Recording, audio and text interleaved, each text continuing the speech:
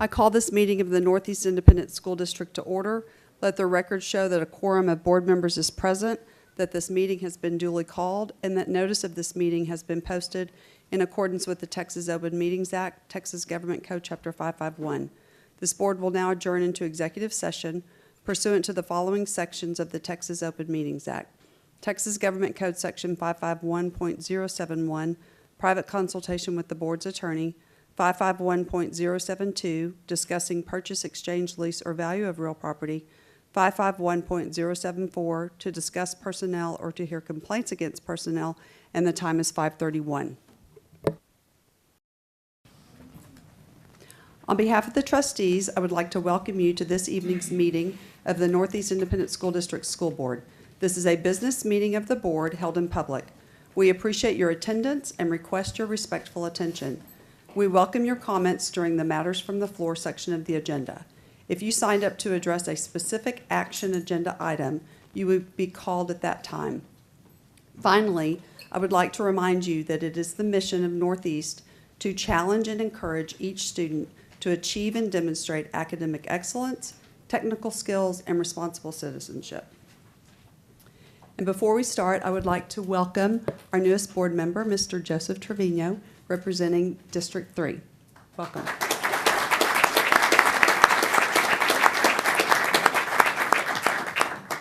Item number 5, invocation and pledge of allegiance.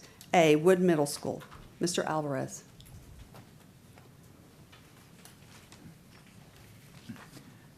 Good evening, Madam President, members of the board, Dr. Gottardy, executive staff, and guests.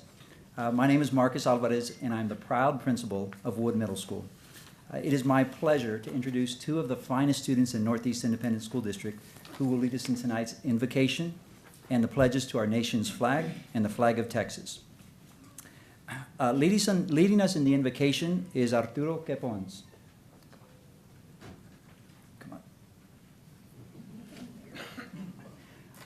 Arturo is an 8th grade student at Wood Middle School. He is involved in all pre-AP classes and a 3rd-year theater arts student. Arturo is joined this evening by his parents, Mr. and Mrs. Pablo and Selena Quepons.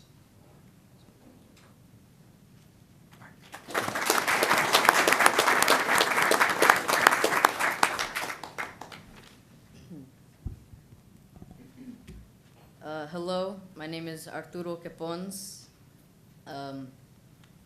I have a few words to say about learning from your mistakes. I have failed over and over and over again in my life, and that is why I succeed. That quote was by Michael Jordan. He learned from his failures and mistakes. Making mistakes doesn't make you a failure. It just means you're trying and learning in life. Don't be afraid to fail.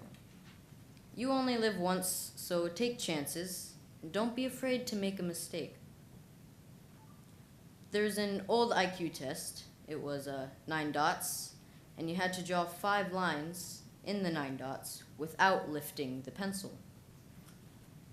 The only way to do it was to go outside the box. So don't be afraid to go outside the box. To think outside the box. Don't be afraid to fail big, to dream big. But remember that dreams without goals are just dreams. So have dreams, but have goals. You have to work at it every day. John Beckley once said, "We don't plan to fail, we fail to plan." Hard work works. Working hard is what successful people do. You can run in place all the time and never get anywhere. Continue to have goals. Continue to progress. Anything you want, you can have. Claim it and work hard to get it. When you get it, reach back. Pull someone else up. Each one, teach one. Don't just aspire to make a living. Aspire to make a difference. So make a difference. Make mistakes. And learn from those mistakes. Thank you.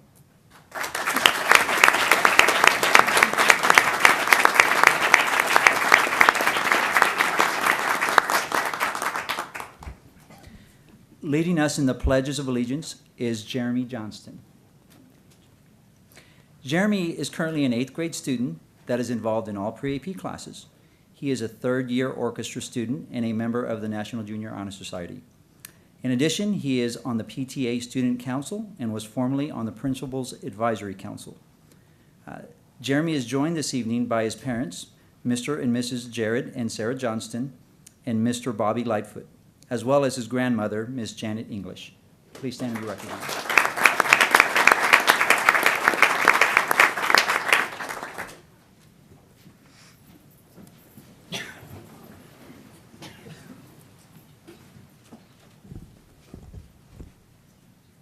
I pledge allegiance to the flag of the United States of America and to the republic for which it stands, one nation, under God, indivisible, with liberty and justice for all.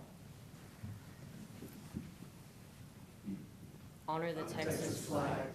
I pledge allegiance to thee, Texas, one state, under God, one and indivisible.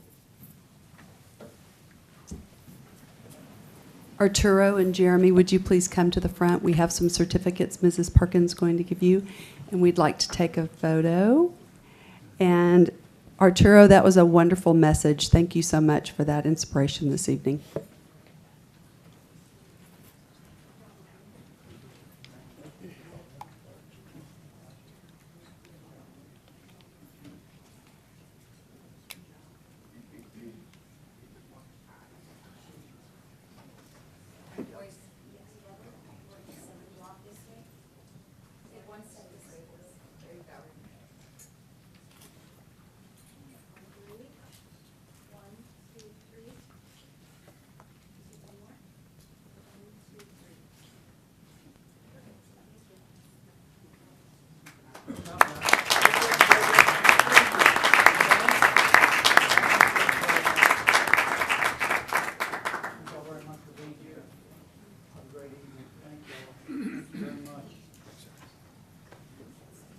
Thank you so much for being here. We really appreciate it.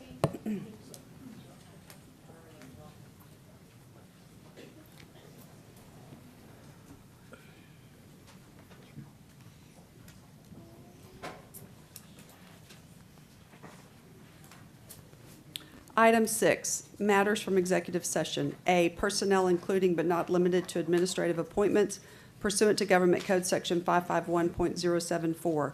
1, possible action regarding routine personnel including but not limited to administrative appointments, no action. Item 2, possible action regarding proposed recommendation for termination of Chapter 21 probationary contract employee. Do I have a motion to approve as presented in executive session? So moved. Thank you, Mrs. Perkins. Do I have a second? Second. Thank you, Mr. Wheat. All those in favor say aye. Aye. Opposed? The motion carries. Item 3, introductions. Dr. Gottardy. Thank you, Madam President, board members, members of the staff. It is my pleasure this evening to introduce a new assistant principal of Driscoll Middle School, Mr. Stefan Bednarski. There he is.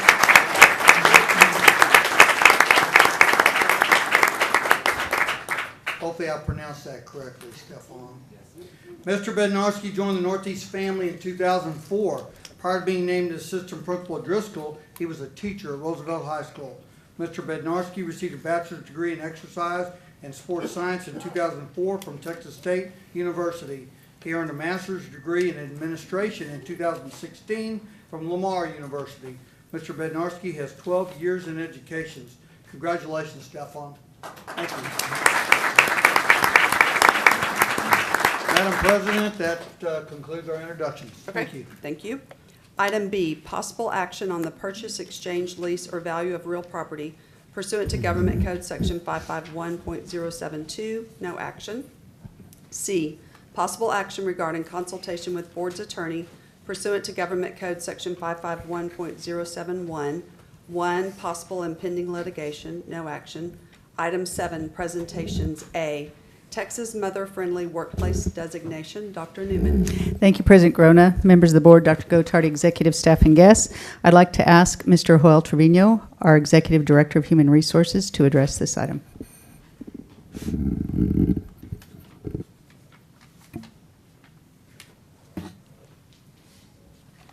Good evening, Board President, Vice President, Secretary, Board members, executive staff, Dr. Gottardy, and guests. As much as I would like to take credit for this item, I cannot. The great impetus behind this great designation for being designated as a mother-friendly workplace belongs to Ms. Shiloh Witten, and I'm going to ask her to come over and do this part of the presentation.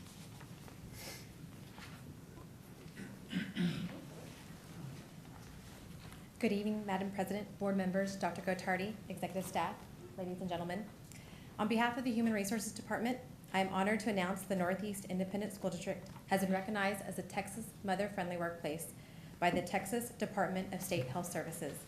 We are the third school district in the state of Texas and the first in San Antonio to qualify for this designation at all of our 85 district campuses and facilities. Northeast ISD's commitment to proactively promote and support nursing mothers as they return to work is demonstrated through our program and policies. All nursing mothers are offered flexible work schedules, including scheduled breaks and work patterns that provide time for expression of milk, access to a private location, access to a nearby sink with clean water, and access to hygienic storage. The district is also dedicated to provide information, such as educational materials and resources, to support working mothers that choose to nurse. In addition to the proven health benefits for newborns, the district hopes the program will improve employee morale, increase employee retention, lower absenteeism, and reduce healthcare costs. To share with you the success of the program, over the past 2 years, our district ADA coordinator, Tammy Gomez, has worked with over 100 employees to ease their transition back to work while continuing to provide their babies with the very best nutrition. In addition, we have 41 employees that will be returning from maternity leave in the spring that will be offered participation in this program. We'd like to thank you for the opportunity this evening to share our efforts and exhibit to the board, community, and the employees that we support every nursing mother in their commitment to their child and the students of Northeast ISD. Thank you.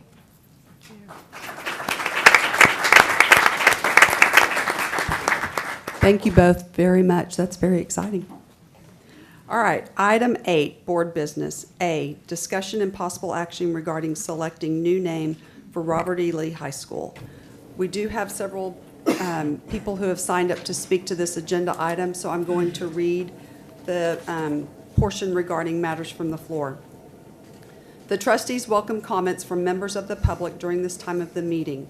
Generally, board members do not respond to public comments during the meeting, although members may request further information or a future agenda item on a matter raised during public comment. As explained fully in the board's written procedures for this time, the matters from the floor portion is a limited public forum. Accordingly, speakers may present on a topic related to district business for up to 3 minutes, but are not permitted to make 1, personal complaints about an individual staff or board member that should be raised using the district's grievance policies, 2, a personnel action, 3, a student disciplinary matter, 4, a complaint about a particular student, 5, or pending litigation. Any person who persists in speaking on these topics after being directed not to do so will lose the remainder of their time to speak and may lose their privilege of addressing the board at future meetings. We also welcome written comments at any time, either through email at board@neisd.net or by mail, care of the Superintendent's Office at 8961 Tesoro Drive, 6th floor, San Antonio, Texas, 78217. Ms. Hughey, will you please call and keep time? The first one is Douglas, and I'm sorry the last name is illegible.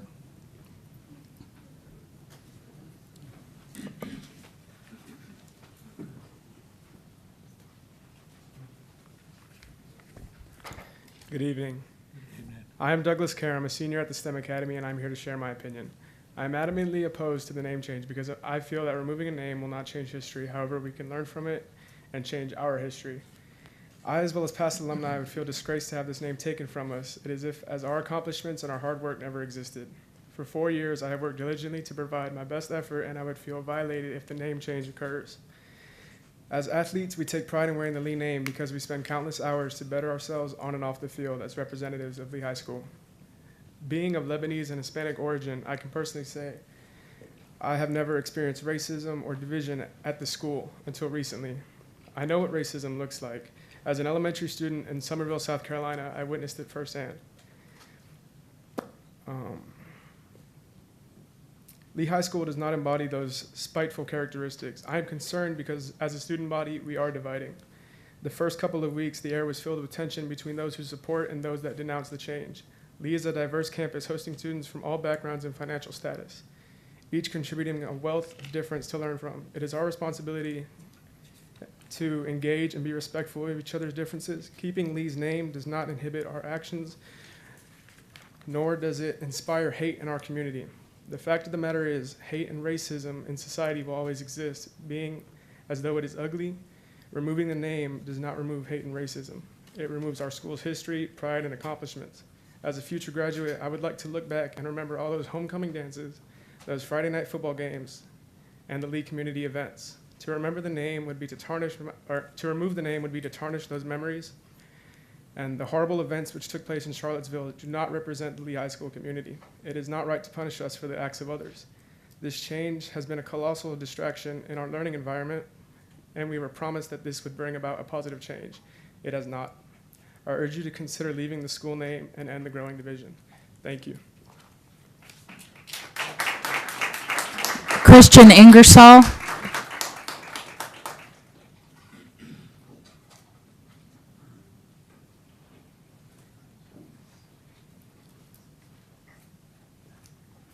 Good evening, Madam President, Dr. Gottardy, and members of the board. My name is Christian Ingersoll, and I'm a senior at the STEM Academy at Lee High School, and I believe that the name change is an unnecessary appropriation of funds. The community who raised the issue proposed that 60% of the funds would be provided by the district, and the remaining 40% would be raised by donations from the community. Why should the Lee community have to suffer from this undertaking? It is already a burden for some in the community to gather funds. Recently, a bond took effect, and we received a completely new athletic facility. However, other schools have already have the unfair benefit of better athletic facilities. Our focus should be on renewing and growing our school instead of focusing on changing the name. The STEM Academy lacks the funds to truly benefit from a technology-based environment, and yet the district is willing to provide 60% of the funds to provide a name change. It doesn't make sense. The district is in a cost containment plan which inhibits any extra expenses. The teachers, for that matter, will not be able to receive any possible raises. Our instructors deserve to be compensated fairly for their efforts. I urge you to reconsider this unnecessary expense and to place the funds in areas that are needed. Furthermore, this process occurred as if we had no say on the topic. Why have our opinions been disregarded so quickly? We must take this opportunity to come together as a community and truly engage in every side of the problem. Let's work together to find the appropriate solution. Thank you. Kendall Cloza.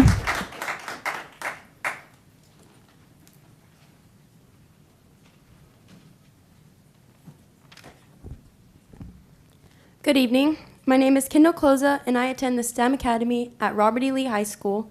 I am a senior, and I play soccer. Following the NEISD Board's August 29th vote to change the name of Robert E. Lee High School, the district posted an online survey in order to get suggestions regarding the new name of the school. This survey had clear guidelines regarding acceptable and unacceptable submissions, even going so far as to block the name Robert E. Lee from the valid submission. By the time the survey closed, over 2,400 respondents had taken the time to go online and make recommendations for a new name for Robert E. Lee High School. Or did they? When one looks at what an online survey should accomplish, the one set up by NEISD to find a new name for Robert E. Lee High School failed miserably. Of the 2,400 submissions made, only 22% followed the guidelines set up by the district. In other words, nearly 80% of the people who went to the trouble of making a submission intentionally did not follow the rules. This obviously begs the question, why? Why would obviously intelligent people make ridiculous suggestions like History Killer High School, the Hillary Clinton School of Tolerance, Sunshine and Leprechauns, the Adolf Hitler School of Tolerance and Love, or Schooly Mixed School Face? The answer is simply this. The nearly 2,000 respondents who submitted bogus suggestions to your survey We're simply letting you know that they do not agree with your decision to change the name of Robert E. Lee High School. In fact, the most common submissions keep the name, and no change clearly demonstrate this point. As a representative body duly elected by the people of your respective districts, I implore you to listen to the people in this matter. They've sent you a message in the most clear, concise, and direct way possible. Please read through the cynicism,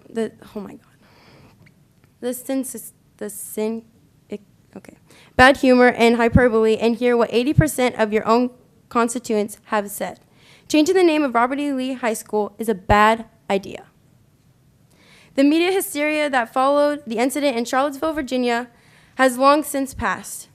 Since then, it's been replaced by multiple devastating hurricanes, the tragedy in Las Vegas, and numerous other stories. The 150-plus year legacy of a great man and the 60-year history of a great school cannot be erased based on a historical reaction to news cycles. We the people have spoken, and in May 2018, we will have the opportunity to speak again at the ballot box. Please recommit yourselves to the true work you have been entrusted with. Please quit folding to small special interest groups who speak only for themselves Your and time have is caused up. division. Thank you. Don't change the name.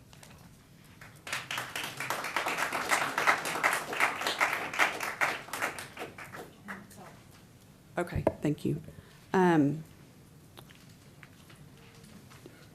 Dr. Gottardy.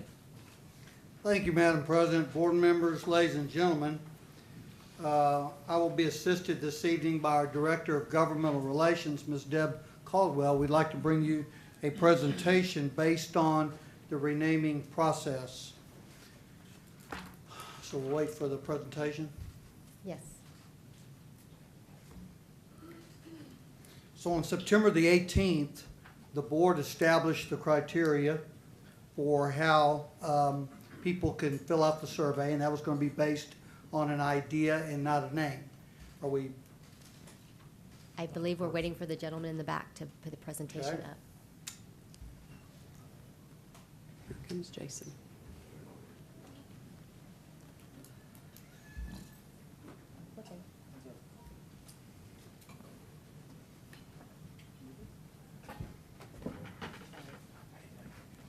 I apologize. I guess I was supposed to put it It's on. okay. That's okay. It's coming up. There we go. All right. Okay, so on September the 18th, board meeting, the Board of Trustees approved the criteria for naming the new name for the school, and then we online had a survey for 1 week from September 19th to September 25th. Okay, Deb? The board set forth criteria that the name should reflect an idea and not a person. Current examples within Northeast Independent School District include the Academy of Creative Education and the International School of the Americas. Additionally, the online submission instructions stated that name submissions should embody a wholesome image that would be expected to stand the test of time. A proposed name should be welcoming and identifiable, to the general public. I'm now going to turn the presentation over to Deb, who will lead us through the submissions that were submitted and the different names and ideas that were submitted. Deb? Thank you, Dr. Gottardy, Madam President, board members, executive staff, and guests. We received over 2,400 submissions, 2,443 submissions in total. 542 of those met the criteria, and 1,901 submissions did not meet the criteria that Dr. Gottardy just mentioned. So I'm going to quickly go through the names of submissions that did meet the criteria. We did not correct any spelling, capitalization, or any other grammatical mistakes. How they are displayed on the screen is how they were received through the survey. I'm not showing any exact duplications of a name, so if it was written the exact same way twice, I'm only showing it one time. But you will see that there's lots of different variations of similar ideas or names. On this page, for example, there's lots of different suggestions leading with the word academy. You'll see on this page variations using the word Alamo. There's a variety of submissions on this page covering different topics and ideas. We received several submissions that use Castle Hills in the name. You'll notice on this one that some people took it upon themselves to suggest a mascot as well. We did not ask for that in the online survey, but some people typed it in along with the name, and a mascot would be determined at a later date. You'll see references to diversity here on this slide. Again, lots of variation on this slide, not many common ideas. Several references to freedom on this one. Lots of different variations, starting also with high schools. Independence and integrity showed up multiple times as name ideas. ISA, or Jackson Keller, was referenced several times. As you'll see beginning on this slide, there were lots of name suggestions that used Lee as an acronym, using words with leaders or leadership on the next several slides.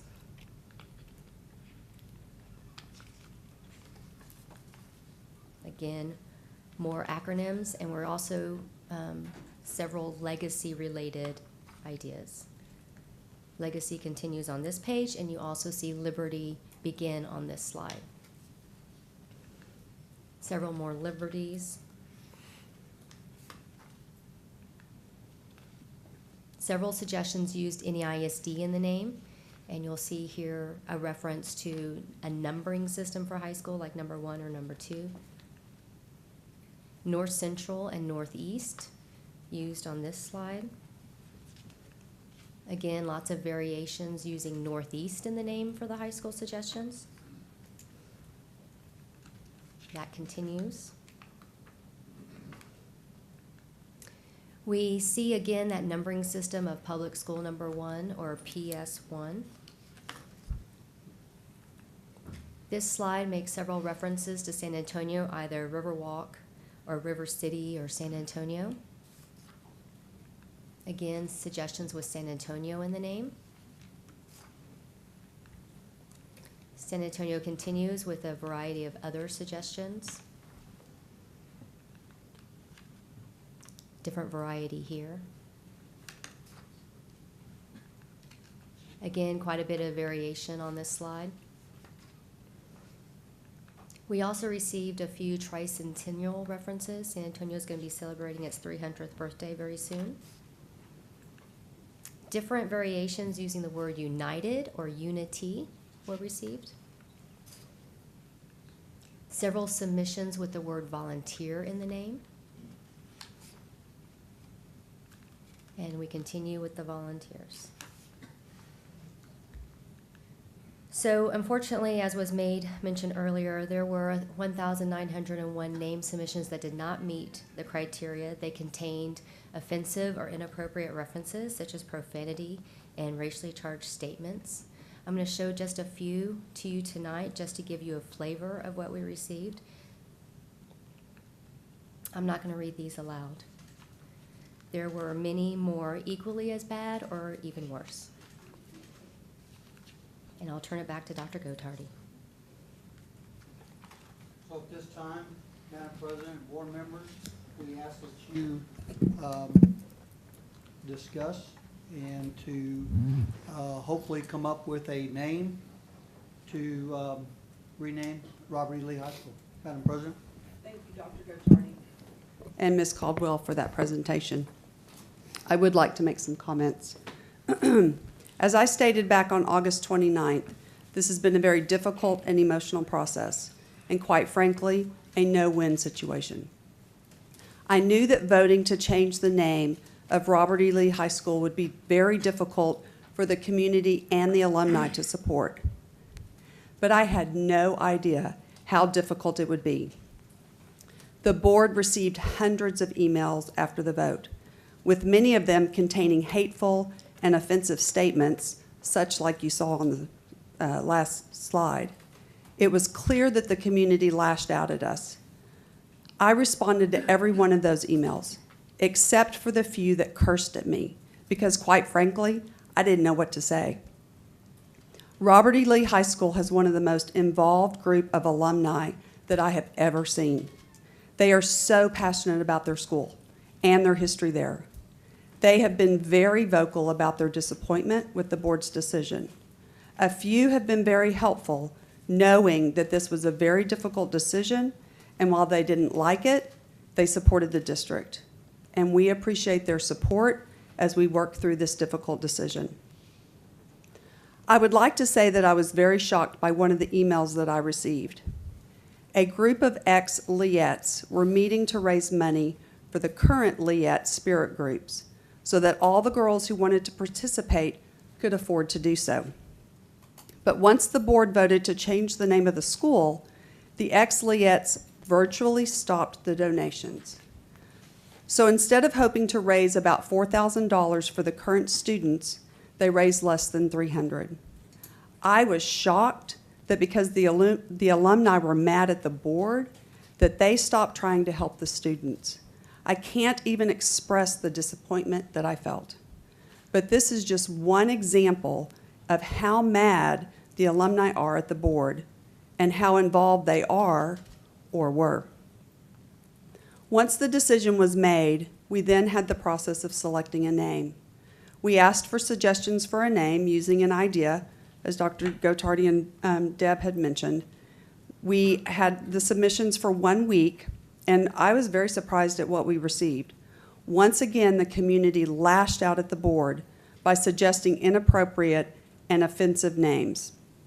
As Deb mentioned, many of the 1,901 suggestions that didn't meet the criteria used profanity, racially charged statements or references, or inappropriate concepts.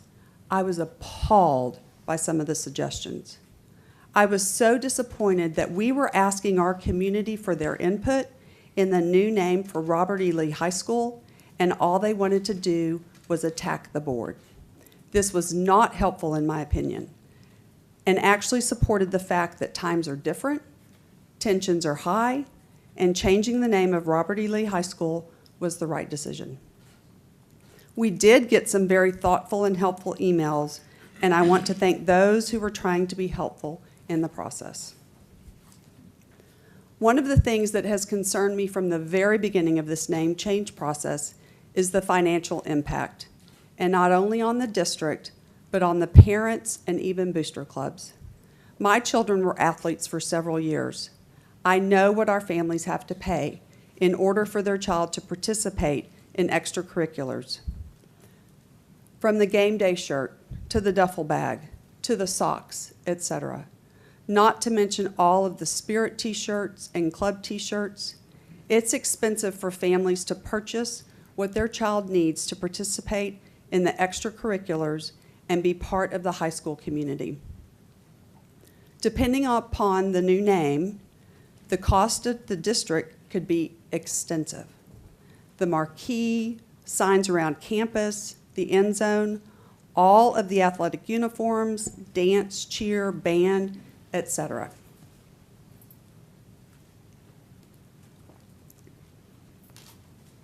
As a trustee, it is our responsibility to be fiscally responsible.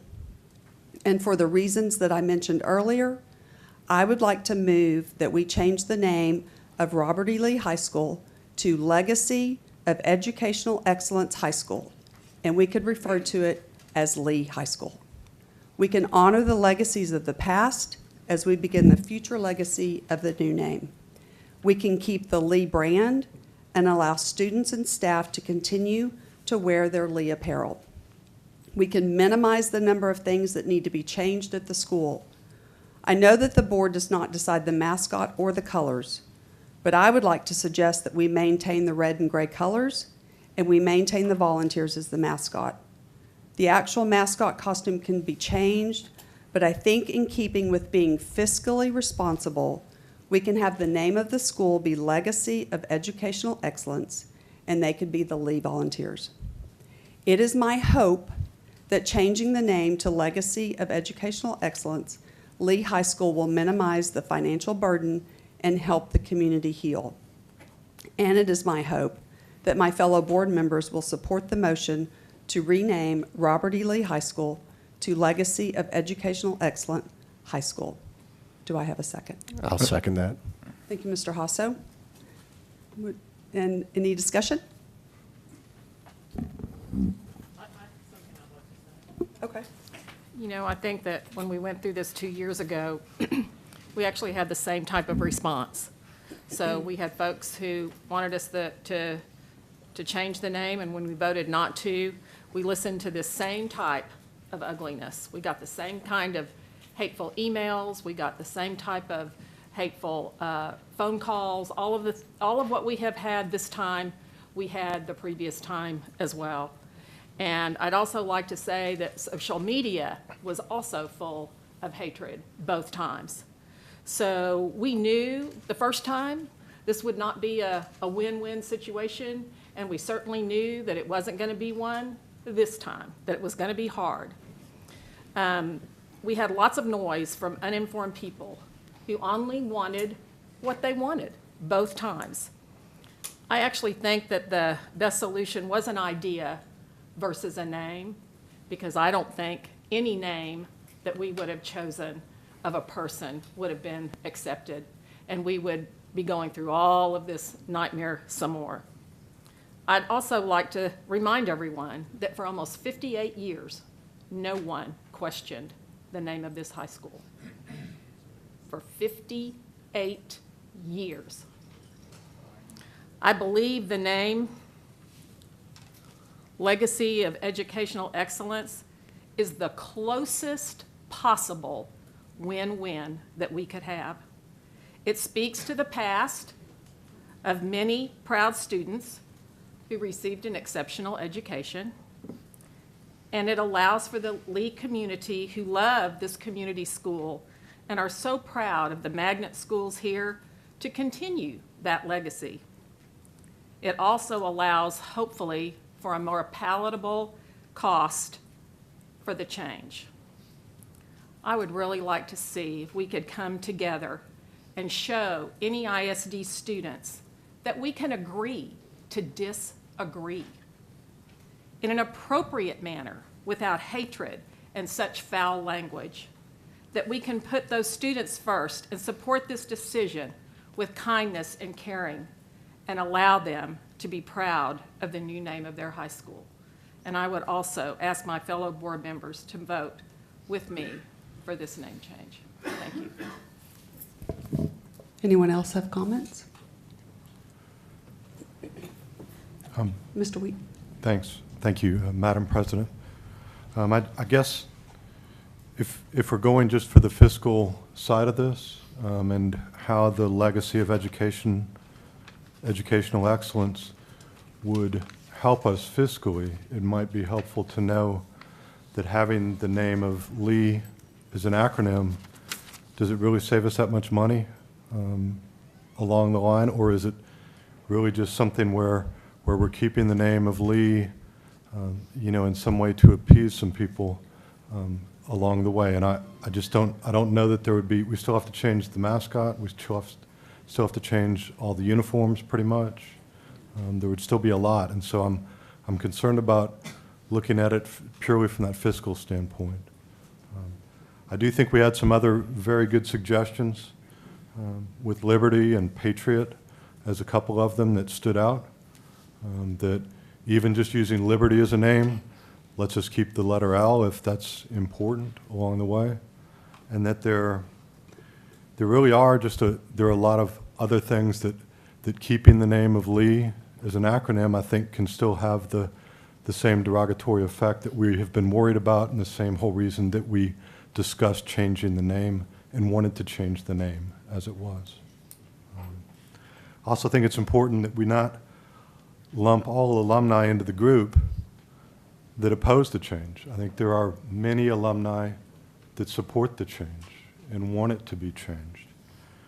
But as you've seen by the blowback that we've had when we decided we wanted to change the name, you can understand why people are not wanting to speak up and not wanting to take action. And so I think we don't want to lump that one group into this area where we say all alumni are against it. I think that's absolutely incorrect. So those are just my thoughts, just to throw them out for the board to consider. I know that we have it on the agenda, and I would hope that we can talk it through and come up with what we want to do. On the other hand, we all know that it's up for possible action. It's not up for final action, and that if we're not comfortable with where it's going, then we need to reassess. I do think that, for instance, the turf at the school says Lee on one end and volunteers on the other. So I think, we wouldn't have to change that if we're using the acronym. I know that a lot of the school spirit shirts say Lee, L-E-E. So I think that the students would be able to wear that. I saw an inventory or pictures of some things around the school and the campus, and sure, there were plaques and such that said Robert E. Lee, but many just said Lee. So I think we would be able to leave those that just said Lee. I don't know, did you want to speak to any of the things that could stay the same versus? And I piggyback your comments. I think for the board's purview, I mean, the staff has been inventorying everything at the school. But until a name is decided, it is virtually impossible to try and give you a number tonight as to what this is going to cost. Once the name is finalized, then we will bring back to this board at another board meeting what exactly we think it's going to cost to make this particular change. I will piggyback Ms. Grona's comments that I think that throughout the school there are a lot of signs, turf, things all over the school that refer to Lee. And if it is a name that is chosen that you can use the Lee acronym, I think that the cost to make this change will be minimal. Okay. I have a comment. I didn't want you to get the feeling that I was in favor of this name because of alumni. It was not foremost in my mind. Thank you. Madam President, Sure. I'm just going to say, and not saying much different than your comments or Dr. Gottardy's, but maybe just to add that, choosing the name that's suggested as an acronym of Lee, as opposed to something maybe Patriot or whatever, if it was chosen, then definitely by next academic year, you would have to have some sort of a change. This might, allow us to phase in any necessary, for example, instead of Lee as it reads, L period, E period, to designate that it's an acronym of some sort. If that's how the district decided they wanted to go, the unis that are in place now could be used and phased in over time so that, it mitigates such a financial impact that we might have. I see that as being one advantage. Again, aside from saying that very few, I think, from what we were able to see from the information provided from staff, gave the full name. It was using just the last name, for what that's worth. And I do think, I don't remember exactly what your comment was, but I do think because it's not a person's name, so we are changing it from Robert E. Lee to Legacy of Educational Excellence. So we're taking away the reference to the person.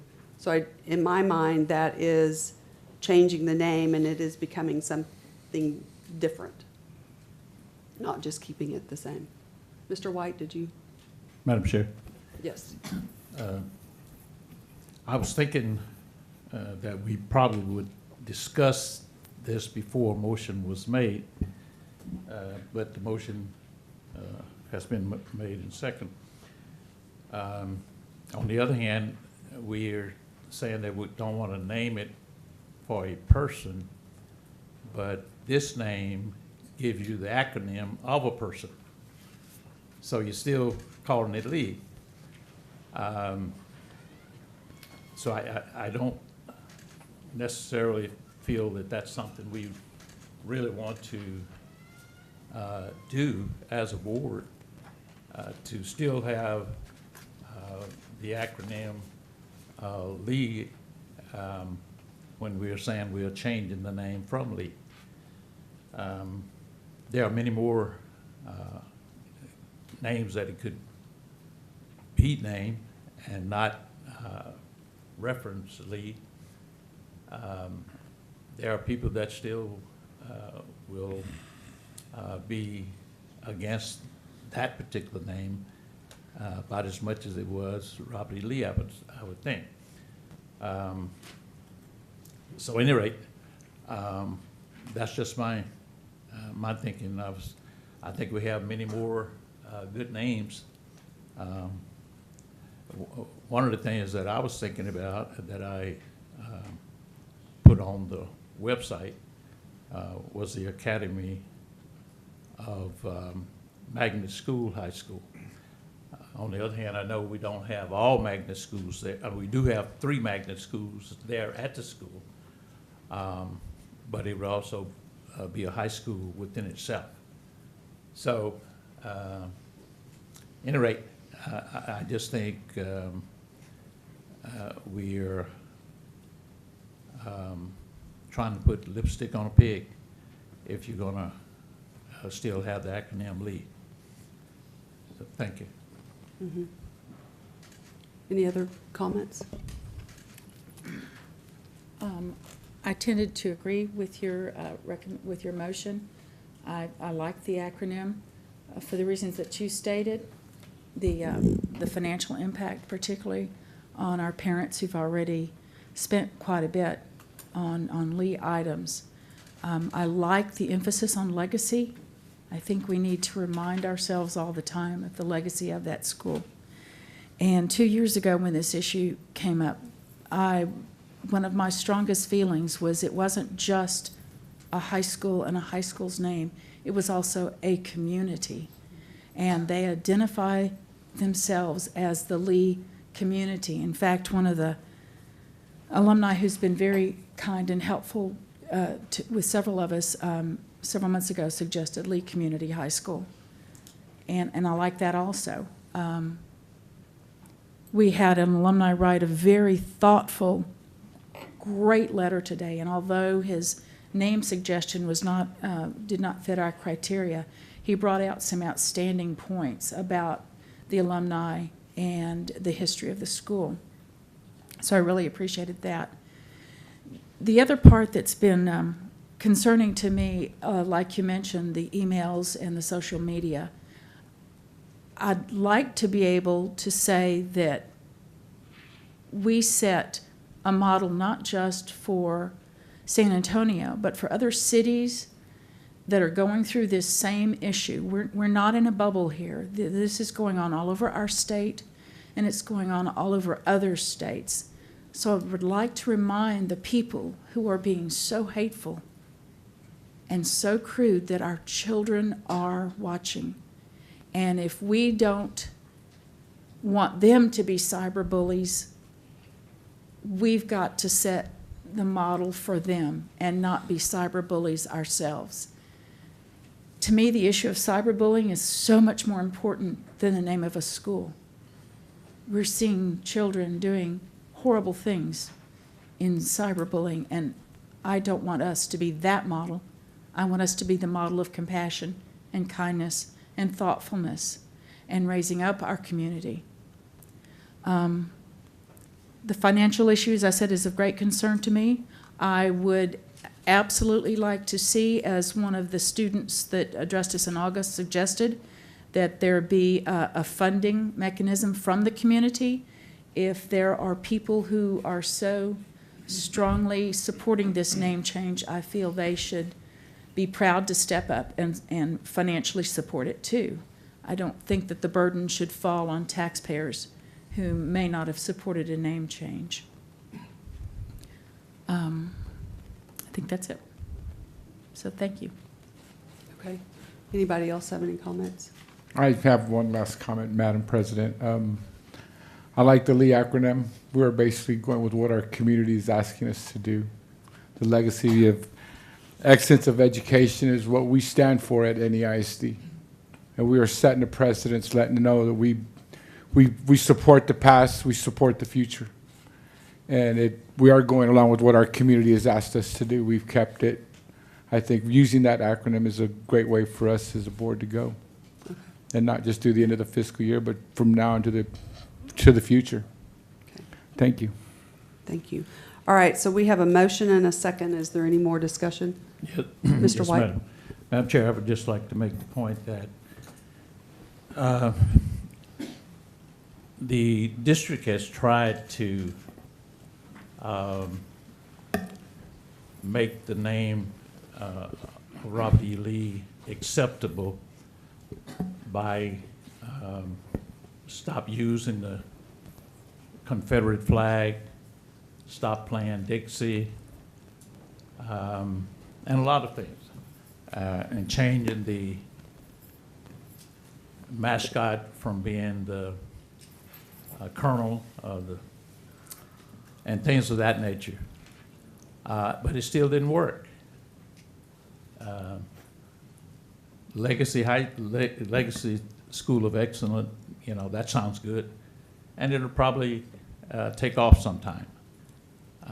On the other hand, continuing to use the acronym Lee sound just like Lee. So I'm just thinking of, you know, better wisdom is to not use the acronym Lee, but that's your choice. So I just want to voice that we've tried to clean it up, and it didn't work, and it may not work this time. So that's all I have to say. Okay. Thank you. Any other comments? If not, all those in favor of renaming Robert E. Lee High School to Legacy of Educational Excellence High School, say aye. Aye. Opposed? Nay. Aye. Okay, the motion carries. Item 9, new business for possible board action. A, resolutions. 1, possible action regarding National School Lunch Week. Mr. Clary.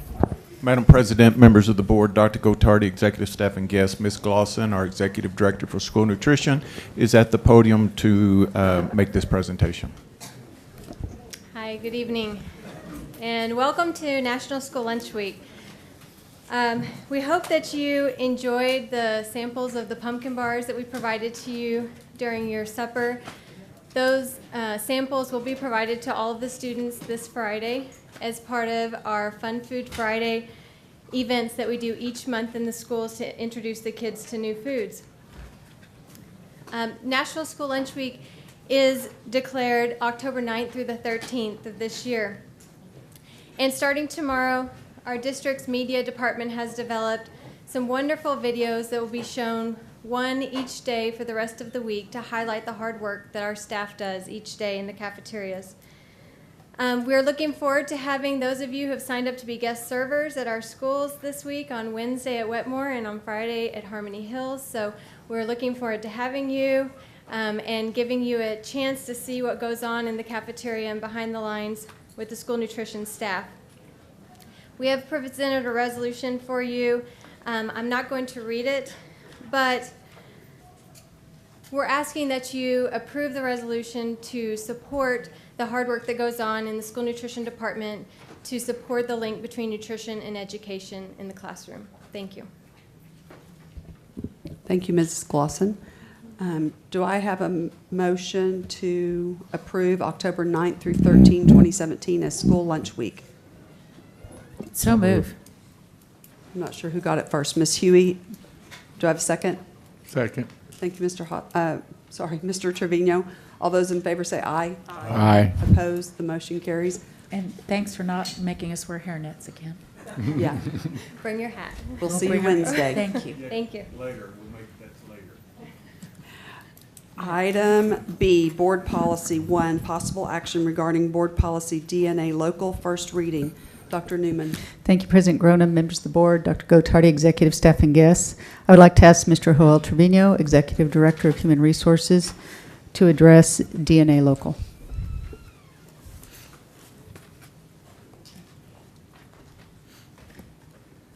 Good evening, Board President Dr. Gottardy, School Board, Executive Staff, and guests. The school district right now is currently in the second year of implementation for the Texas Teacher Evaluation and Support System, T-TESS. And what we want to do is we want to provide appraisers criteria that has been expanded to reflect more specific detailed provisions for principals and appraisers to identify teachers who will be eligible for the less than annual appraisal. What we have is we have the majority of the detailed guidance for that in DNA regulation.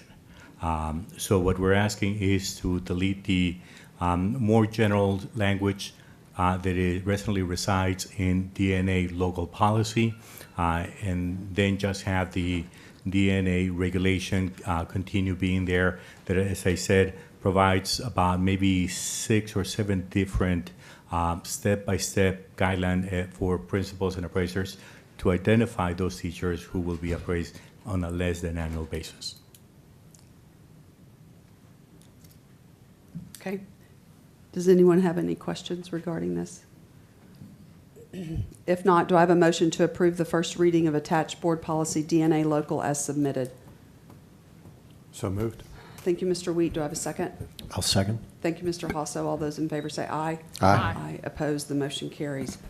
Item C, Campus Administration, possible action regarding class size reduction waiver. Dr. Newman. Thank you, President Grona, members of the board, Dr. Gottardy, executive staff, and guests. Mr. Trevino, you left too soon. I would like to ask Mr. Trevino to address this item.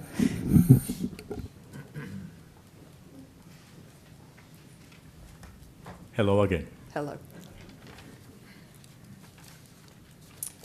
The Texas Education Code requires for each school district every year to conduct a class size survey for those classes that are over the 22-to-1 ratio for grades kindergarten through 4th grade. We are to, at that time, if we identify those classrooms and schools where we have the over the 22-to-1 ratio, we are to request from TEA a class size waiver. In order to request this waiver, we must have your approval as a board. What we have this year is we have 13 campuses with 34 classrooms. In comparison, last year we had 15 schools with 77 classrooms. Wow. So we went from 77 classrooms to 34 this year. That's good. That's very good. Okay. Does anybody have any questions regarding this? If not, do I have a motion to approve the class size reduction waiver? Thank you, Mr. White. Do I have a second? Second. Thank you, Mr. Trevino. All those in favor say aye. Aye. Opposed? The motion carries.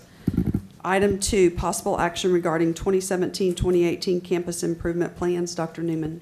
Thank you, President Grona. At this time, I would like to ask Terry Chidgey, our Executive Director for Performance and Planning, to talk to you about our campus improvement plans. Good evening, Madam President, board members, Dr. Gottardy, executive staff, and guests. Texas Education Code 11.253C requires that each school year, the principal of each school campus, with the assistance of campus-level committee, shall develop, review, and revise the campus improvement plan. The purpose of the campus-level plan is to improve student performance for all student populations, including special education. I do want to say that there was a perfect introduction to this tonight, as the young man from Wood Middle School spoke about failing to plan, and also about not being able to accomplish your dreams without setting goals. So campus plans help us plan for success so that we can reach our goals. Tonight, I have asked our Bradley Middle School principal, Mr. Todd Bloomer, to be here, as I will be using his plan as an example to share the different required components of the campus plan. Also in attendance is Miss Brandy Merriman, who plays a huge role in assisting me with the collection, reviewing, revision, and posting of the plans. The proposed 2017-2018 campus improvement plans are located on the Northeast Independent School District webpage. The cover for each plan includes the board goals, and we ask that every plan address every board goal. The bottom of the cover page, in the green bar, there's a statement requiring each campus to review their plan a minimum of 4 times a year, as this is a fluid document and should be updated regularly. And I can tell you, we have already had principals that have updated since school began, so it definitely is a fluid document. So on to the first page of the document, I'm going to go along the top green bar and talk about those components. Obviously, the first column is the board goals. The targeted area is merely the topic as a reference to organize the plan. You may notice on some plans that under this section it says improvement required. Campuses are required to address any area where they did not meet the system safeguards component of the accountability system in their campus plan. Not meeting system safeguards means that they have a student population of a minimum of 25 students or more in one subject or a subject, and that they did not meet the required minimum of 60%. So they have to indicate it in that column, and then they have to explain what they're going to do to address that. The next column contains the performance objectives and strategies. The objective is based on the needs assessment and is the what the campus is planning to accomplish, the goal. The strategies describe how the objective will be met.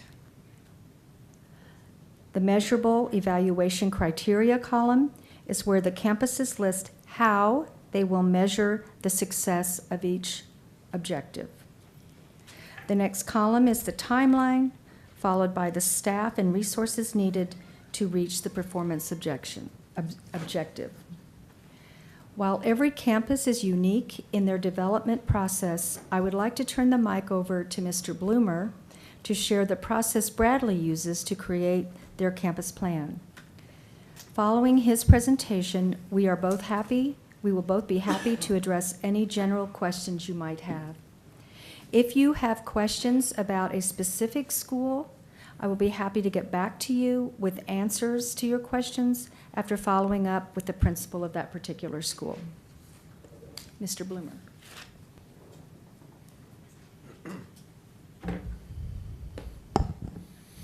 Good evening, Madam President, board members, Dr. Gottardy, executive staff, and guests. Thank you for allowing me tonight to speak about the campus improvement plan at Bradley Middle School. The plan is the heartbeat of our campus. This document takes many months to prepare, and what we start with is never what we finish with. The document is reviewed at least 4 times at school by many schools. The document is reviewed at least 4 times. And at many schools, Bradley included, we review it every month at our campus improvement meetings. Each committee member works with their department during the school year to ensure that our plan, our goals, and our initiatives are met. If we need to adjust, we adjust. My academic dean, Ms. Clarissa Ruiz, was a driving force to help prepare this plan. I'd like to publicly thank her as she is here this evening. I'd be more than happy to discuss any part of the Bradley Campus Improvement Plan at this time.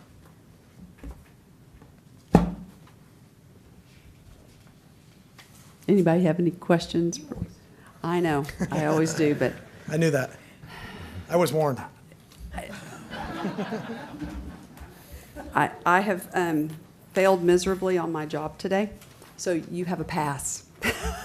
Thank you. But I did read yours, and I didn't know you were going to be here tonight. So how ironic is that? Oh, thank you. Yeah. It was awesome, by the way. Thank you. But I don't have any questions. Does anybody have any questions or comments for Mr. Bloomer or about the plans in general? Okay. A pass for Ms. Chidgey, too?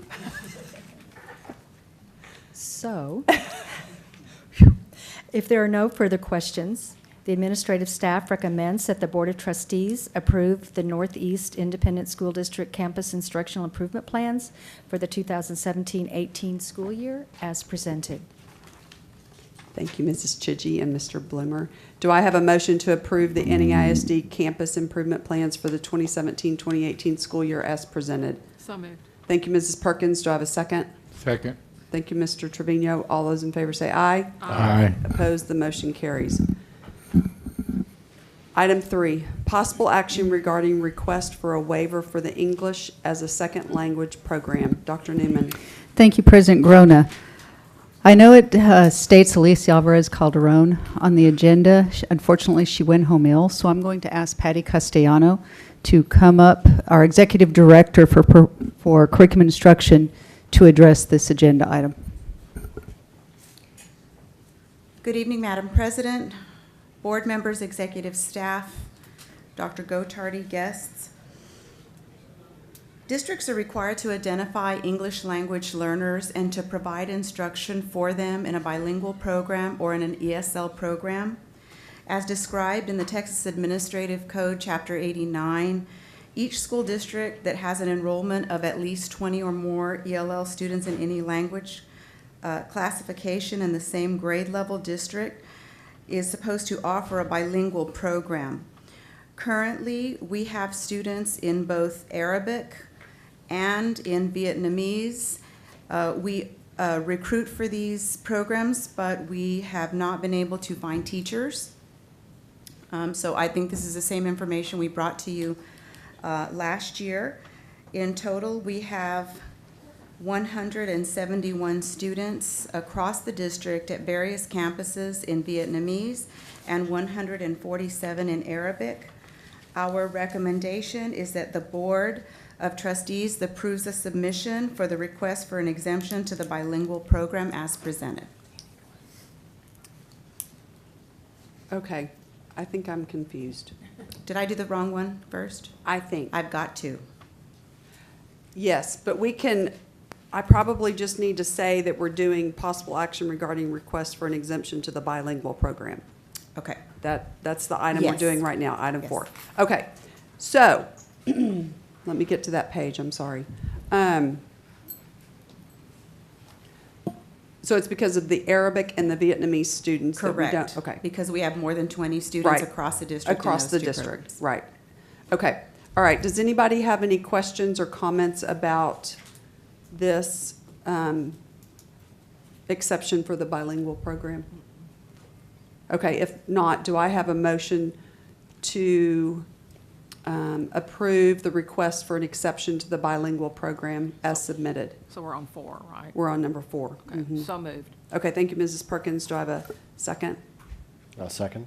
Thank you, Mr. Hasso. All those in favor say aye. Aye. Okay, thank you.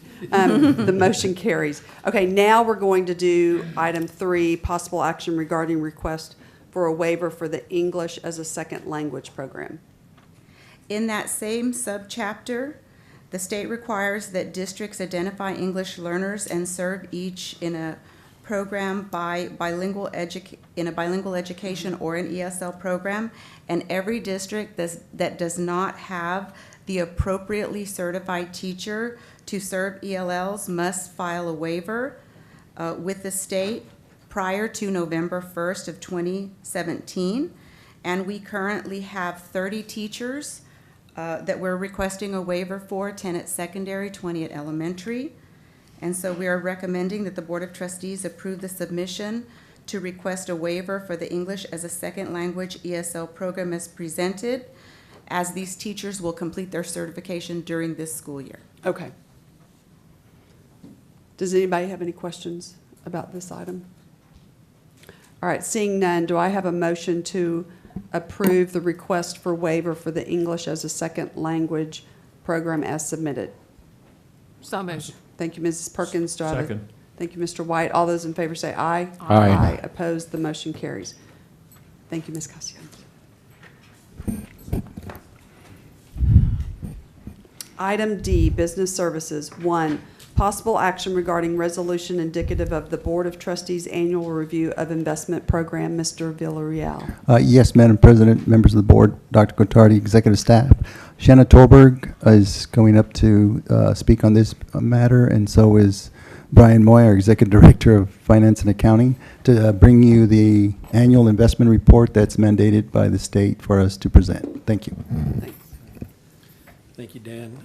Madam President, members of the board, Dr. Gottardy, executive staff and guests, as Dan alluded to, the Public Funds Investment Act, Government Code, Section 2256 requires us to come to you annually with a report of the first, the investment program from the previous year that's been included in the packet called Annual Investment Report, and also to review investment policies and strategies. The investment policy is CDA local. That's also been included in the packet. We are recommending no changes to that policy, but to go through the details, District Treasurer Shannon will be going through a brief presentation, and I'm going to step out of the way so she can finish before she goes into labor. Oh. Hopefully he's kidding. Okay, I'm like, do we need to worry about this? Okay. Hopefully not. Okay. Okay, so good evening, Madam President, members of the board, Dr. Gottardy, executive staff and guests. As Brian mentioned, we are here to go over the annual investment report. It is required that we bring it annually, along with our investment policies and strategies for your review. We are regulated by the Public Funds Investment Act, Texas Government Code Section 2256. And in order for our investment policies to be compliant with the PFIA, we must make sure that our investment policy includes these sections and categories shown here. We must include definitions of authority and applicability. We must have an investment policy, a strategy for investing funds, and authorized investment officers. We must practice a standard of care. All investment officers are required to attend investment training. We must also include a list of authorized investments in which we may invest funds in, and we must provide internal management reports not less than quarterly.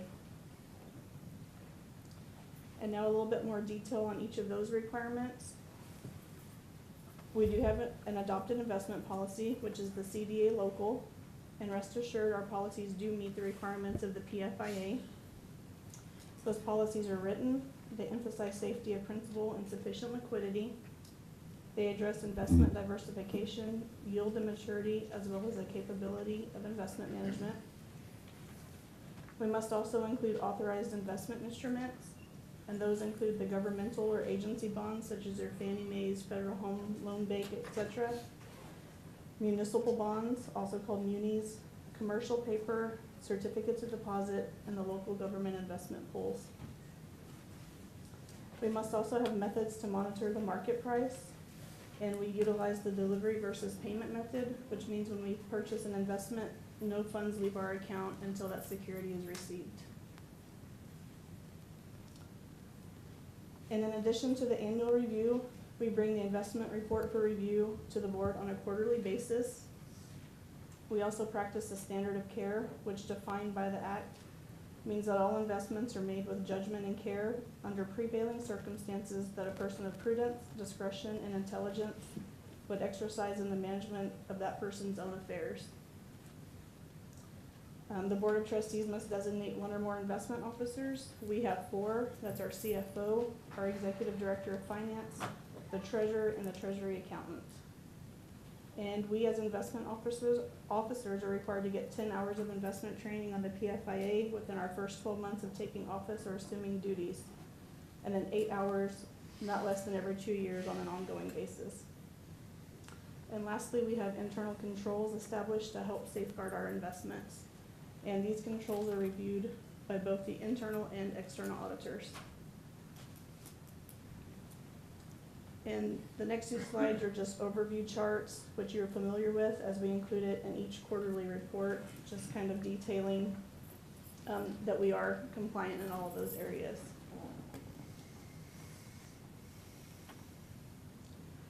Okay, moving forward, this is a quick snapshot at June 30th of what our portfolio looks like, broken down into various categories. At the top left, we have our general fund, which, as you can see, has a good mix of investment vehicles, largely due that there's a little bit more liquidity there and we can go out a little bit further. The debt service fund in the top right-hand corner has a large percentage in the pools due to the fact that a lot of our investments were starting to mature in anticipation of our August 1st debt service payment. Bottom left-hand corner, we have 100% of our capital projects funds in the investment pools. A lot of that there are minimal funds left for the 2007, 12, 13, and 14 bonds, as those funds that are left are there to pay the construction invoices as they come due. And then also another large portion of that is our new commercial paper program, which are funds that are requested and spent on a more real-time basis. And lastly, in the bottom right-hand corner, we have all other, and those funds are also left available to pay claims and things of that nature, which include our health insurance, dental, and the workers' comp funds.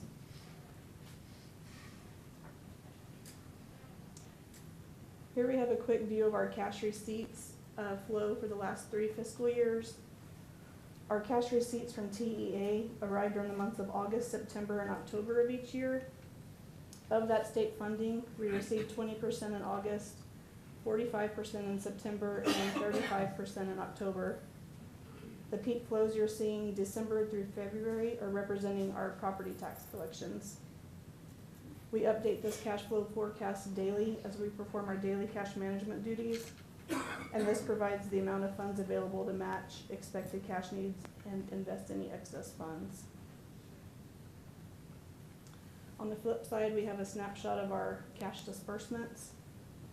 In December, we have a push to get our accounts payable invoices paid before the end of the calendar year, before we leave for winter break. And then in January, they're playing catch up from being out on winter break. There were also 3 biweekly payrolls that occurred in December and then also again in June. And in May and June, it starts to rise slightly again because we're getting invoices paid before the end of the fiscal year. This is a quick view of the last 2 fiscal years of purchases and maturities. As you can see, it's remained pretty consistent.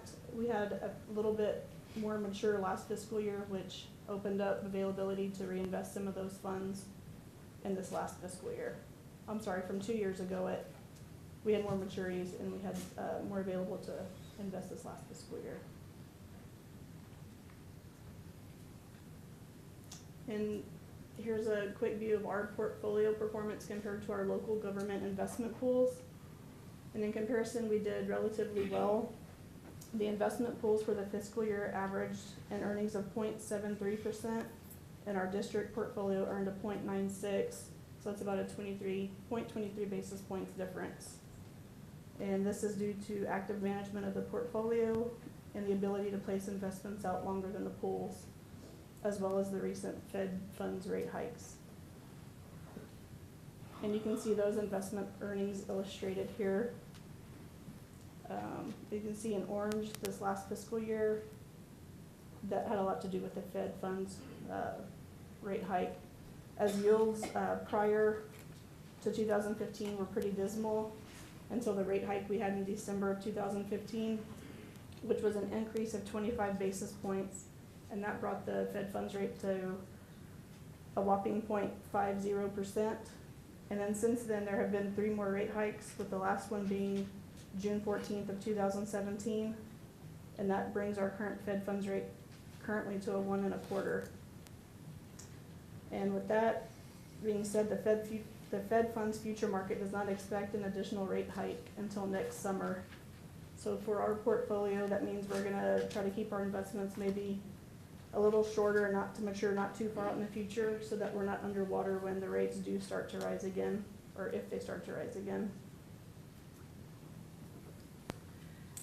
Here is a view of the Treasury yield curve in gray. That's the yield curve from 2007.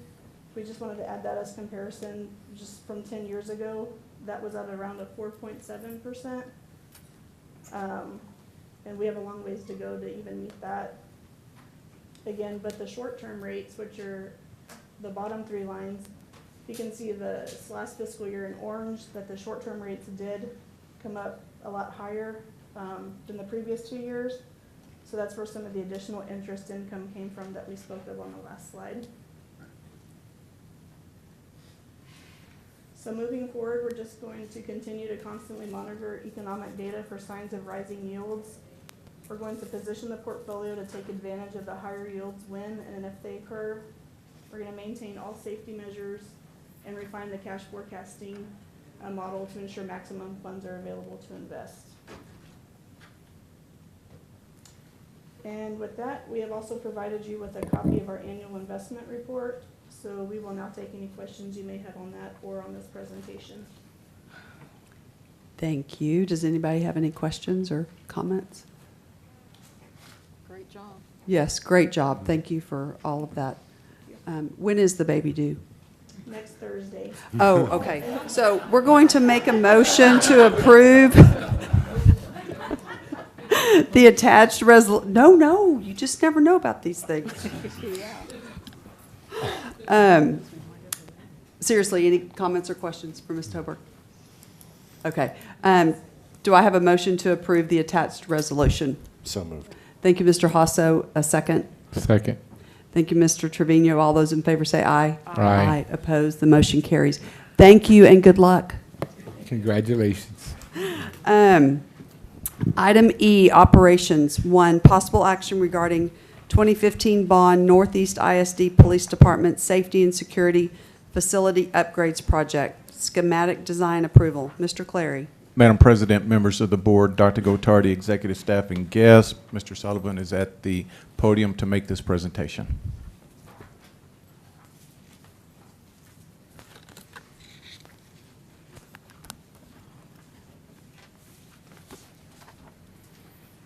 Good evening, members of the board. Tonight, we have 3 presentations for your enjoyment. The first one concerns the Northeast ISD Police Department. This will be the schematic design presentation for this project. This is the agenda we're going to follow.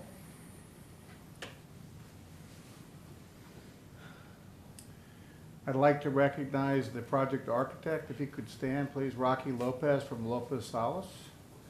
He's the project architect for this project. Thanks for being here, Mr. Lopez. And he has a very strong design team that's working with him on the design. An aerial view of the old central office building, and the orientation is the north of the building is towards the lower left-hand corner, and the south of the building is the upper right-hand corner. The police department occupies about 40% of the building on the north side of the facility. This project combines 2 bond projects that were approved by the voters, projects 1.6 and 1.7, which provide safety and security upgrades to the police department. The first thing we're going to be doing is doing a small facility addition, approximately 900 square feet. Over the last couple of years, Chief McCampbell's department has grown by approximately 7 officers, which is a little over 10%, but there's been no change in the footprint of his facility. So in order to accommodate the additional manpower that he's been assigned, we're going to do a small facility addition, which is the first task. We're then going to take the existing facility and we're going to do some interior renovations to blend the new addition with the existing facility. In doing the new addition, one of the areas that the city noted during our 2011 bond program, since we are one of only a few districts in town that do our own fire monitoring of the schools. The building codes that apply to conducting your own fire monitoring require us to do some upgrades to our dispatch office. And so the new dispatch office is going to be part of the new facility addition, so we can leave the existing office in place during that addition. And then finally, we'll be required to do some small site improvements in order to construct this addition renovation project that are noted there on the slide.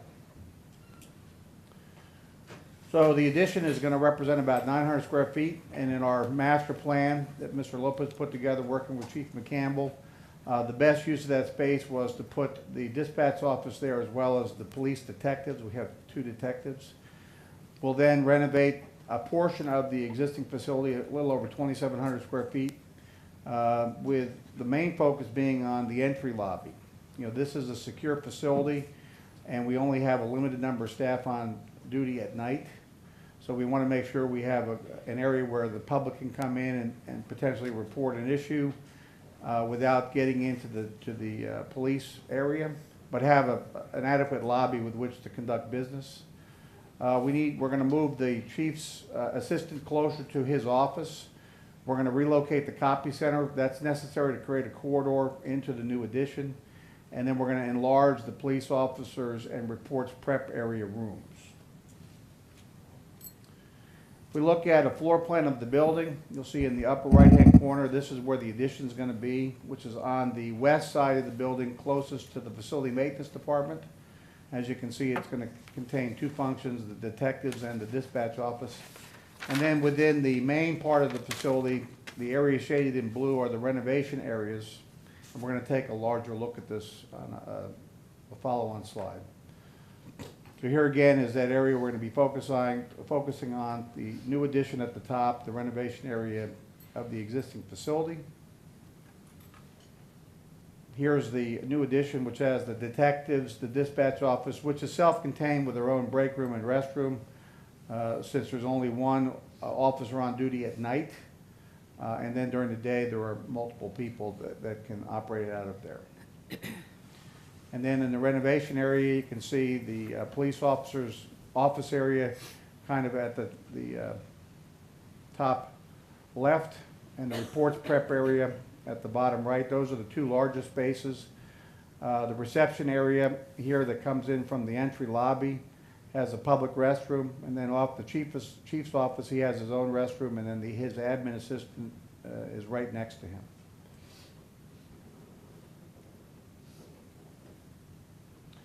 This is a view of how the addition is going to look if you were looking at it from northwest looking southeast.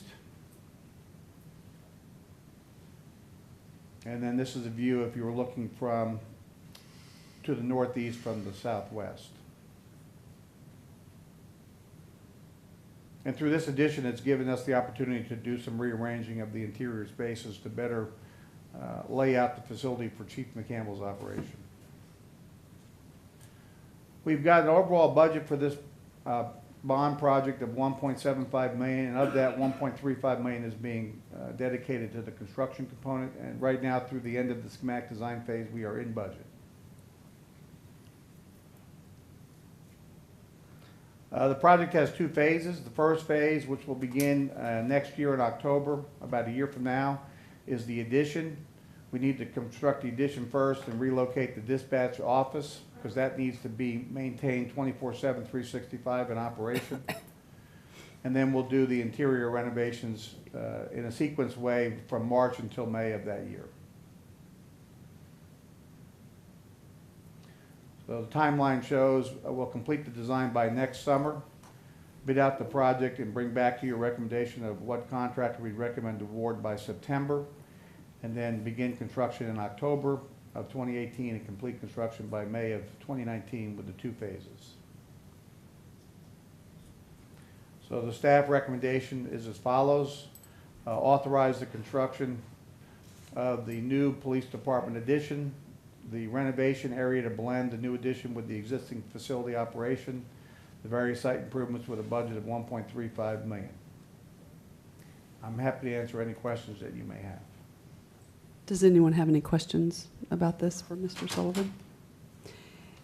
If not, do I have a motion to approve the schematic design presentation for the 2015 bond Northeast ISD Police Department Safety and Security Facility Upgrades Project and authorize full development of design and construction documents for this project? So moved. Thank you, Mrs. Perkins. Do I have a second? I'll second. Thank you, Mr. White. All those in favor say aye. Aye. Opposed, the motion carries. Mr. Lopez, thank you for being here this evening with us. Item 2, possible action regarding 2015 bond elementary school walking tracks bid package 2 project schematic design approval. Mr. Sullivan. Thank you, President Grona. Our next project this evening concerns the first of 7 phases of the elementary school walking tracks project. This happens to be bid package 2, which includes 8 campuses.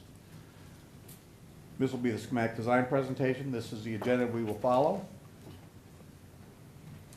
And if you're looking at that illustration, it's just a section of what the track would look like if you cut a section through the track. Look at it from the side. Our design team for this project is led by MTR engineers, Mr. Nick Vandelis, if he's present. He's not, and yeah, he's our design engineer. And the other key consultant we have is Rob Kistner Consultants doing our geotechnical material testing engineering.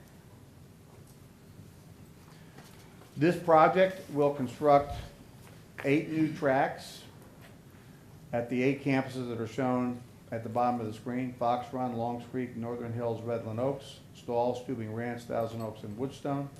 Each track will be 675 feet long, which is approximately 1/8 of a mile, 8 foot wide with concrete header curbs, meaning the concrete curbs are flush with the asphalt. We'll be importing approximately 2 feet of select fill to place under the track to provide stability, because many of these campuses have poor soil conditions. And we'll also be constructing an accessible pathway from the track to the most adjacent sidewalk or roadway for access and to meet ADA compliance. So I'm going to take you through each of the 8 campuses and show you the general proximity of the new track. First campus in alphabetical order, Fox Run. The red box denotes where the tracks are going to be constructed. So here you can see the new track, which is adjacent to the playground area. And you can see here this line is our accessible pathway, a concrete sidewalk that brings you out to the track. Any areas that are disturbed by the contractor in constructing the project will be landscaped with turf, with sod to restore it. Now, we met with each campus principal during the SMAC design phase and got their buy-in along with their athletic department or their athletic coach that runs the PE program, and also worked with our athletic department. Longs Creek, the track is shown here. It's the typical oval. And again, it has a connecting ADA compliant sidewalk, and it's adjacent to the playground. I will point out that across the district where we're going to be doing 45 track projects, not every campus is conducive to putting in your typical oval track.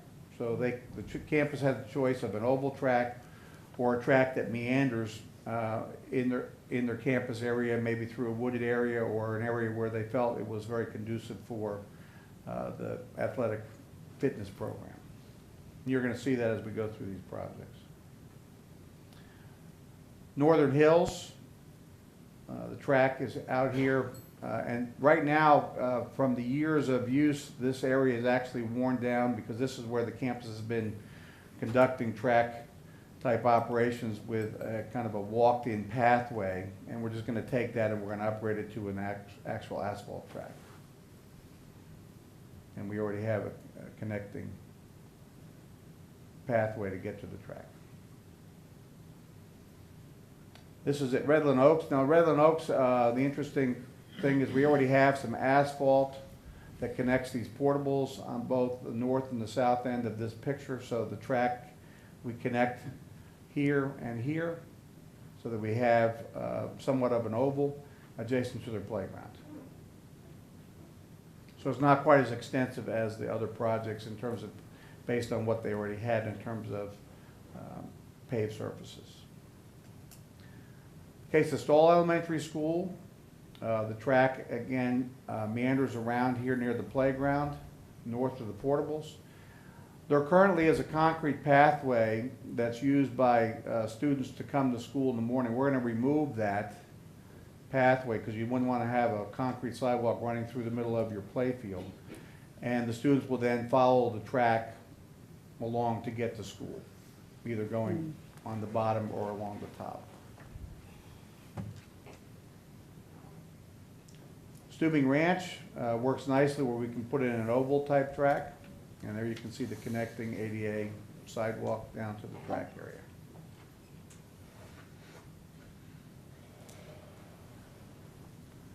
Thousand Oaks again works nicely where we can put in our oval track, and we have a short connecting pathway for ADA compliance.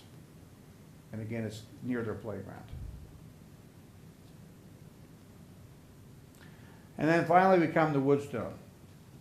Now, Woodstone has what's left of a track that was put in years ago by either the district or PTA funds. And it's much longer than the 675 feet, and it doesn't have an asphalt surface, it just has a base surface. So you can see over that track, we have superimposed the track that we're going to construct, and we're going to remove the elements of the existing base material that represents the track, and then re-landscape that. We will be meeting with the PTA to explain this process to them, because some parents may say, you're giving me less of a track, but we're giving each campus a track 675 feet long to be our standard track. In this case, what you see there is not an asphalt paved track, it's just some base material that was put down years ago with a concrete curb. And this is the typical track section. We have the concrete curbs on each side that are flush with the asphalt surface, which is a 2-inch asphalt material, and then below it we have the A2 base, the foundation material that'll be 2 or 3 feet deep depending on the soil conditions that we find through the geotechnical report. We have budgeted for this part of the project, this first package, package 2, $3.5 million, and of that $2.5 million is allocated for construction. And we are carrying a contingency of $350,000 that is not factored into the construction account. The schedule is shown here, not intended for you to read it, just to show you that the tracks are going to be sequenced. We anticipate the contractor is going to start the foundation work, the subgrade work on track number 1, Fox Run, and then he'll move that crew over to the next track, Longs Creek, and he'll bring in the second crew to do the concrete curbs. And then that crew will move on to the next track, the other crew will move on to Longs Creek, and he'll do this in a stepwise fashion until all the tracks are completed. So we anticipate that this project is going to take from the spring, April of 2018 through the late fall, December of 2018, in order to construct the 8 tracks. So overall, the project duration is a little over 8 months, or about 8 months.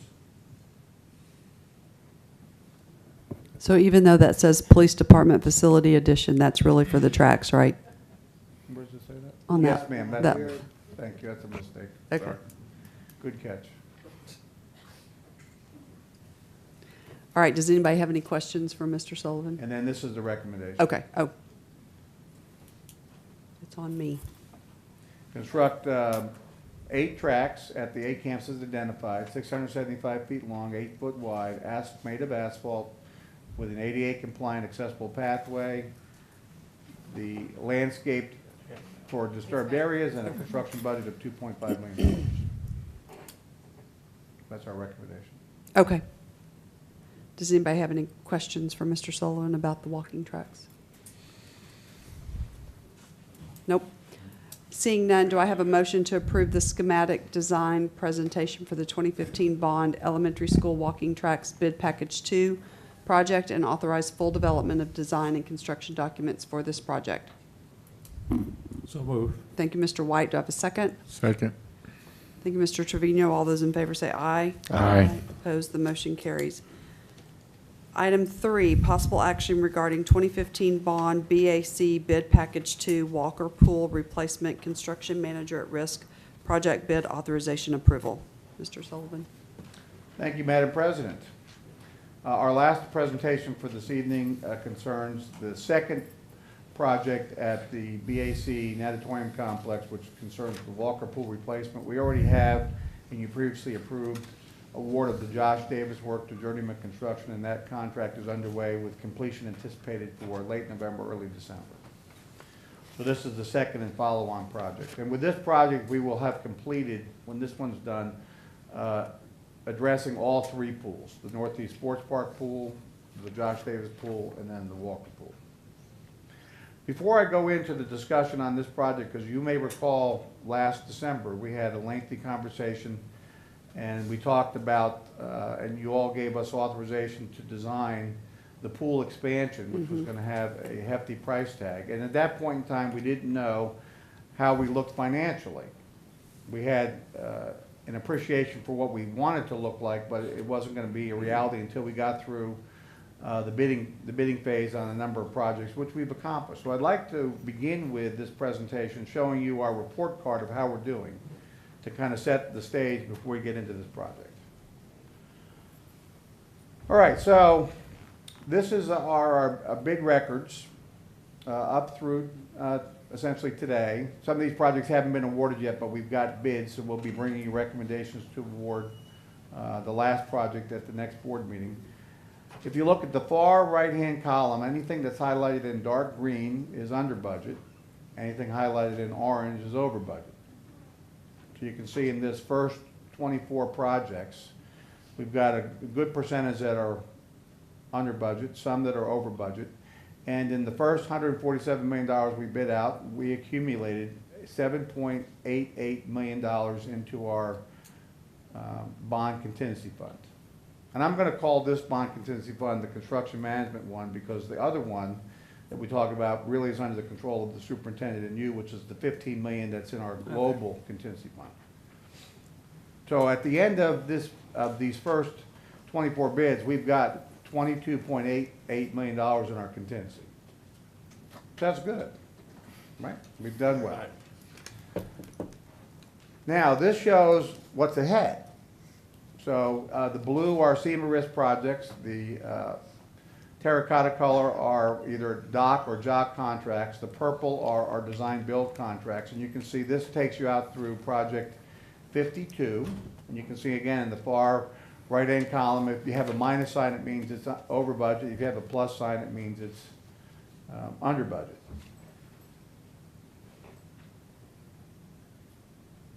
And if you look at project 32, you can see right now we're showing that we're over budget $2.6 million, $2.62 million.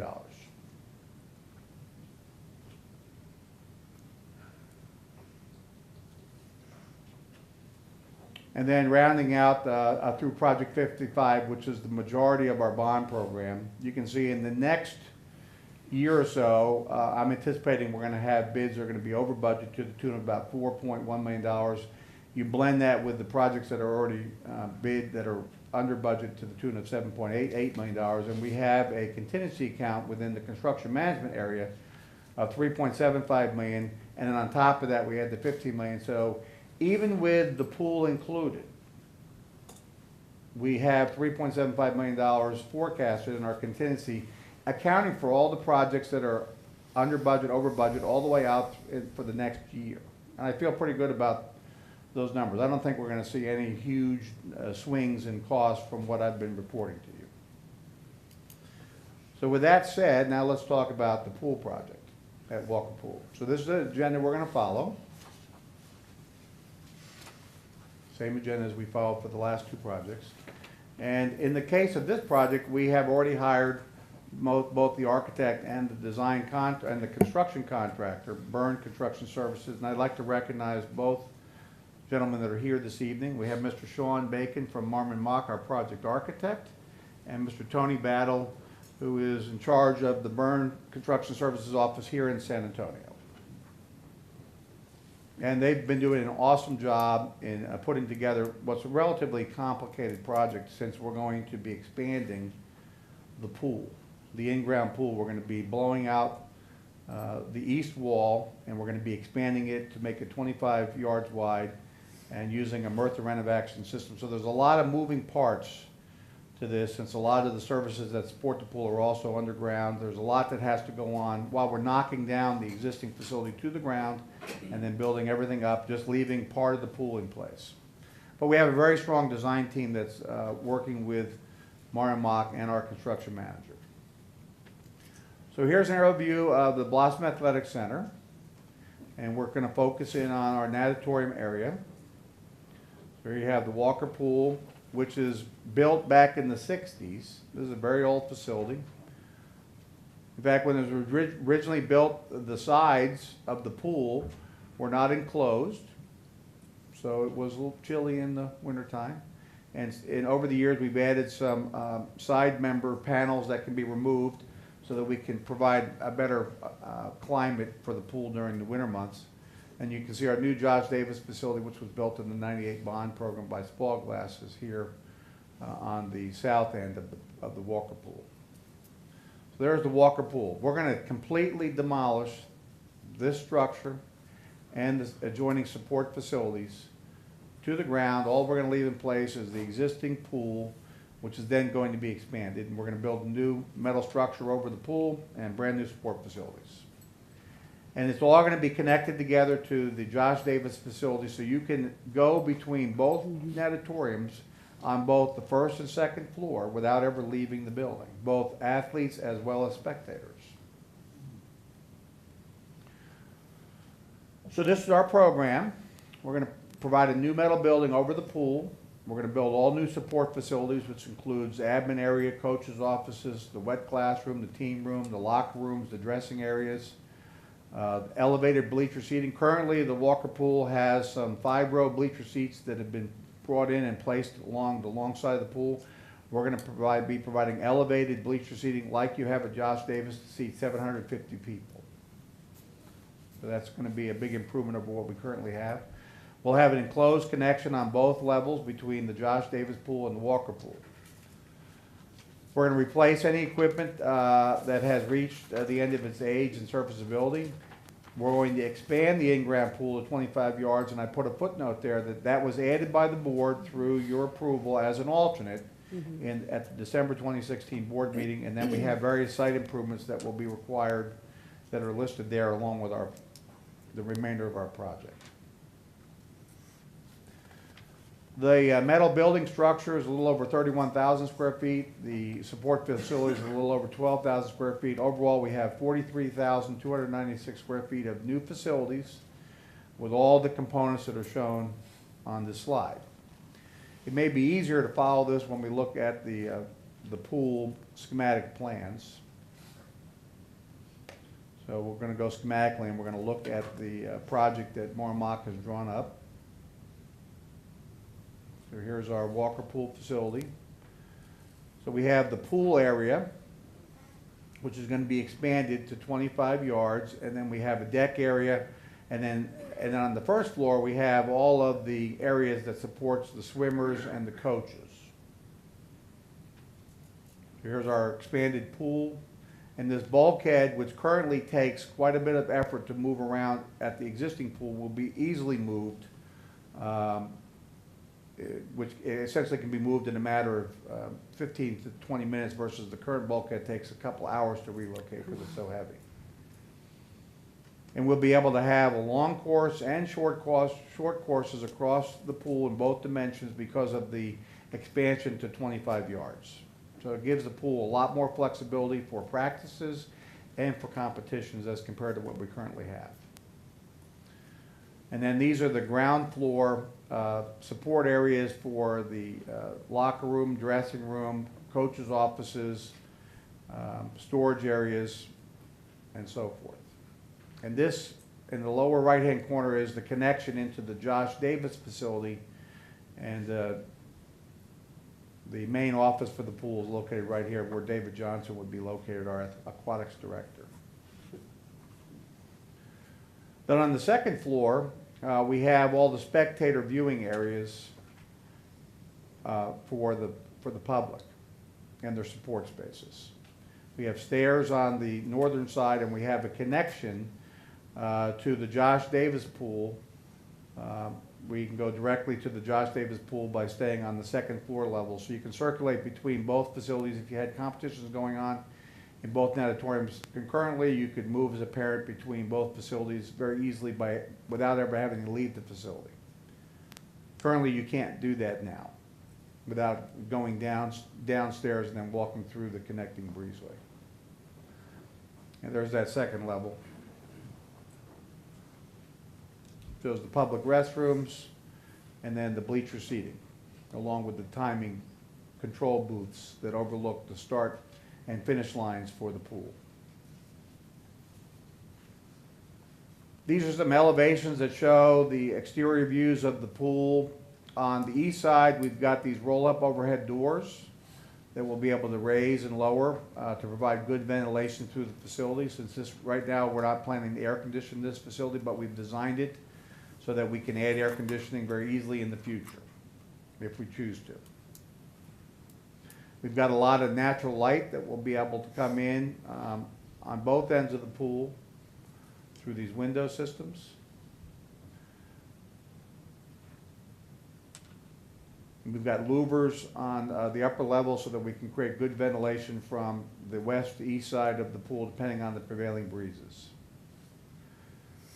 These are some elevations the architect has drawn up to show the masonry veneer, the metal panel veneer, and how the pool slopes from the spectator side down to a lower elevation on the where the student swimmers line up and get organized for their races. This shows how the new pool is connected to the Josh Davis pool on both levels.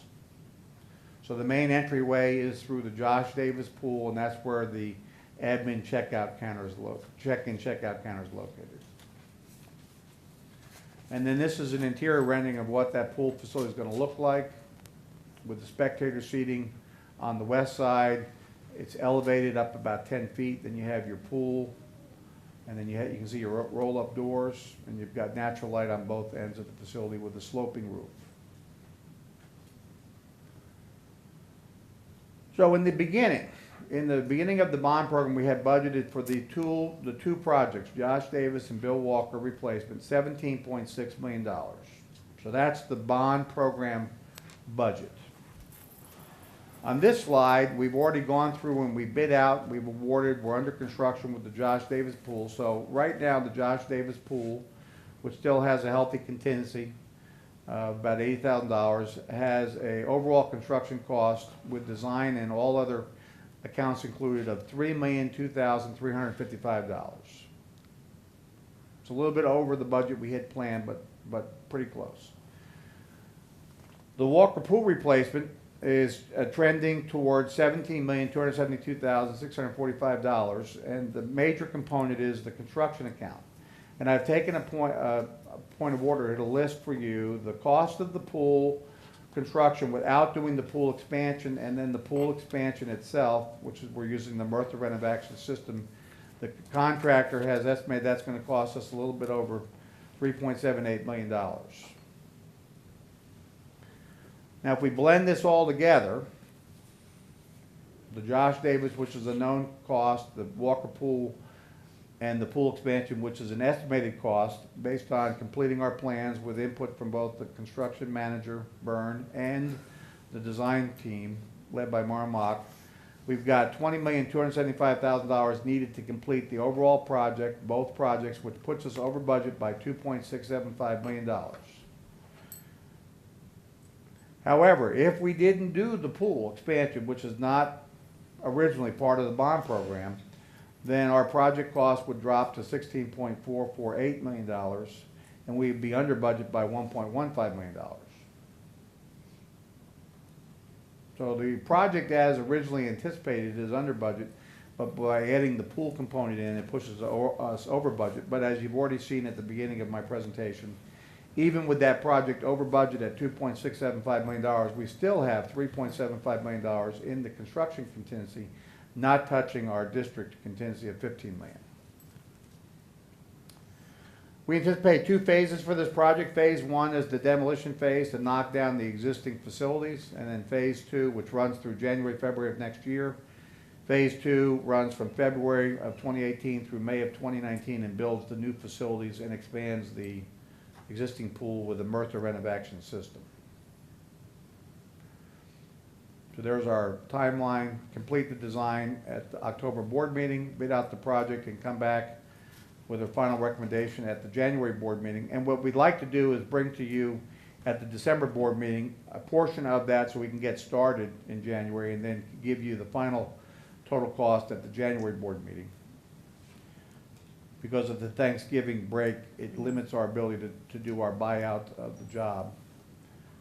And then complete the project over the February 18 through May of 2019 timeframe. So our staff recommendation for your consideration is to do the base bid work, allow us to bid out the project alternate, which we anticipate is the $3.78 million. That gives us a total authorized budget of $15.873. And it will require, if you so award the pool expansion, it will require us augmenting the program budget by $2.675 million so that we can completely fund both projects. I'm happy to answer any questions that you may have.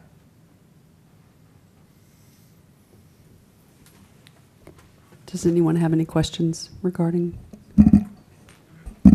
Just very quickly, when you showed us the earlier slide with all the different projects and where we stood, Yes, sir. Did that slide include the being over budget by the amount that we've seen on this? For It did. So it includes that part. It does. And at that point, we were about $4 million over, not including the global contingency, correct? No. No? I'm off on that? Right. Let me go back and summarize that to you. Summarize that for you. All right, so currently, Mr. We are let's just call it $7.9 million to the good in the construction account with projects that we have bid out. Okay? Over the next year, the projects we're going to be bidding out, which includes the pool project, Walker Pool project, being over budget by $2.62 million. It's included in there. When we add that all together with what we've already done, I am anticipating that the pluses and minuses will leave us with a plus of $3.75 million in the construction account. And on top of that, we have the $15 million we haven't touched, leaving us $18.75 million. If you didn't include the pool as a authorized bid alternate, or if you chose not to award it when we come back to you in December, January, then the $3.75 million would go up by another $2.6 million. And it would be over $6 million, $6.3 million. Thank you. Yes, sir. Madam President, I have Sure. just one more quick one. That scorecard that you get, is that exhaustive? I mean, does that pretty much finish out the projects in the 15 bond? Mr. Hasso, there's about 5 or 6 more projects after that are very relatively small dollar value that we haven't issued contracts yet, and I don't anticipate any significant issues with any of those projects. Okay. So this is a very good snapshot of where I think we are, Thank even you. looking into the future. Okay. Anybody else? Did you, I'm sorry. Yes. With the scenario that he's just given us, it appeared that we should add the alternate and approve it. Right. I think that was included in there for the That's bid. included in our recommendation. Right, for the project bid. And did you say that the only way into the pool was through the Josh Davis? The only way for spectators to get in is a controlled okay. entrance. There are other exits and entrances in the Okay. facility, but they're going to be for just the athletes Okay, okay. and All right. coaches. Okay, okay. Anybody else? All right, so do I have a motion?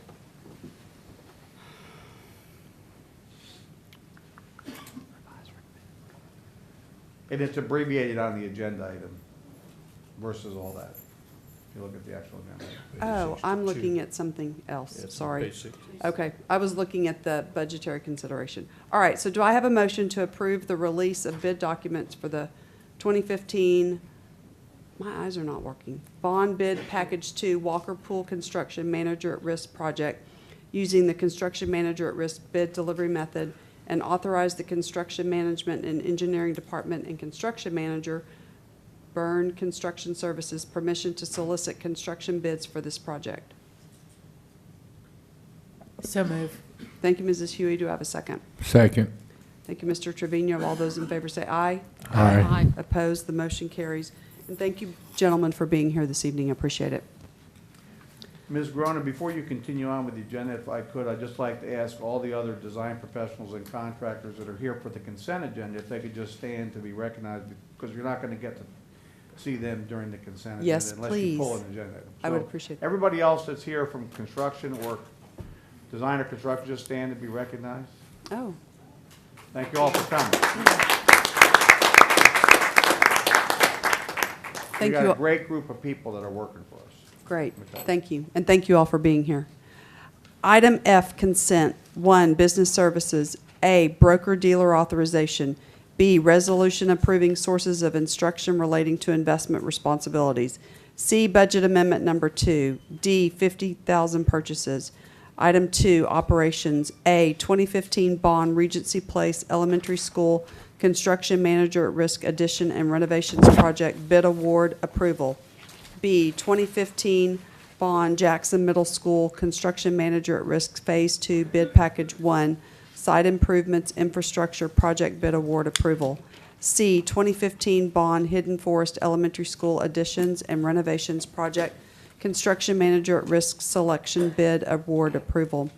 D, 2015 bond BAC Comalander Stadium facility upgrades bid package 4 new field house locker rooms and stadium restrooms renovations project bid award approval. E, 2015 bond campus keyless access control and video surveillance camera upgrades project bid award approval. 2015 bond Colonial Hills Elementary School kitchen addition and renovations project bid authorization approval. G, 2015 bond Central Food Service Warehouse facility additions project bid authorization approval. H, professional services contracts, construction contracts, and related contract amendments supporting the 2015 bond and M&O design and construction requirements.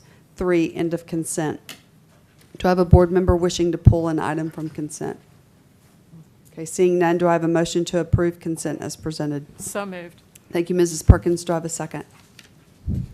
Second. Thank you, Mr. Wheat. All those in favor say aye. Aye. Aye. Opposed, the motion carries. Number 10, reports. A, financial statement review of expenditures that's been provided to you. B, quarterly investment report that's been provided to you. C, awarded bid report that has been provided to you. Thank you, Mr. Sullivan. Item 11, matters from the floor. Should I read this again, since I've already read it once? Nah. Okay.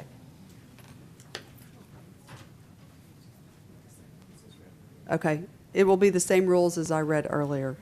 Thank you. Ms. Hughey. Patsy Esterline.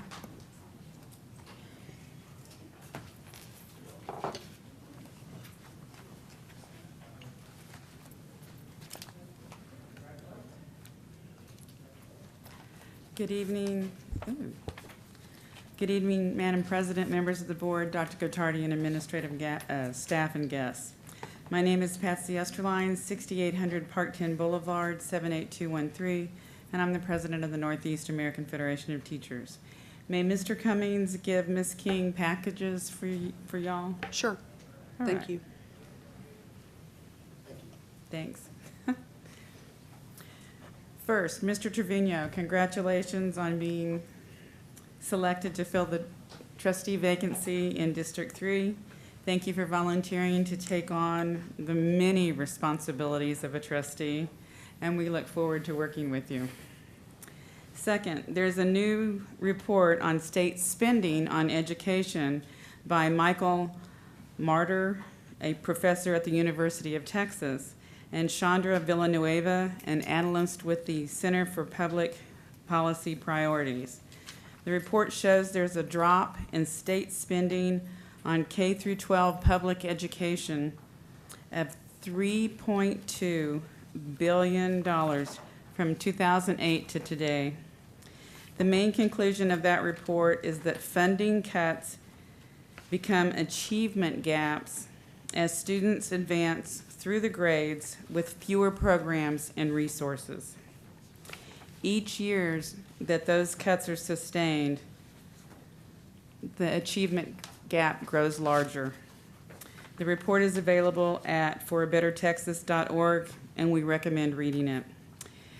We just provided you a copy of the executive summary. Third, several schools have reported concerns with student behavior on a campus-wide basis. Teachers are concerned on these campuses with the lack of administrative support. It's even more troubling since, in most instances, it's just a continuation of problems from last year, meaning nothing has changed. We will have more on student behavior at certain campuses for you at a future meeting. Finally, we are providing you with a copy of an article comparing charter schools with traditional schools. The article is written by former State Board of Education Vice Chair Thomas Ratliff, a Republican from Mount Pleasant. The article is based on facts, not the hype that charter schools supporters turn out. A part of his conclusion is that the state is subsidizing charters with more and more dollars just for the sake of competition, even though charter schools are lower performing. At the same time, they are decreasing state aid for Sorry, your public school time's up. districts. Okay, thank you. Thank you. Oscar Campos.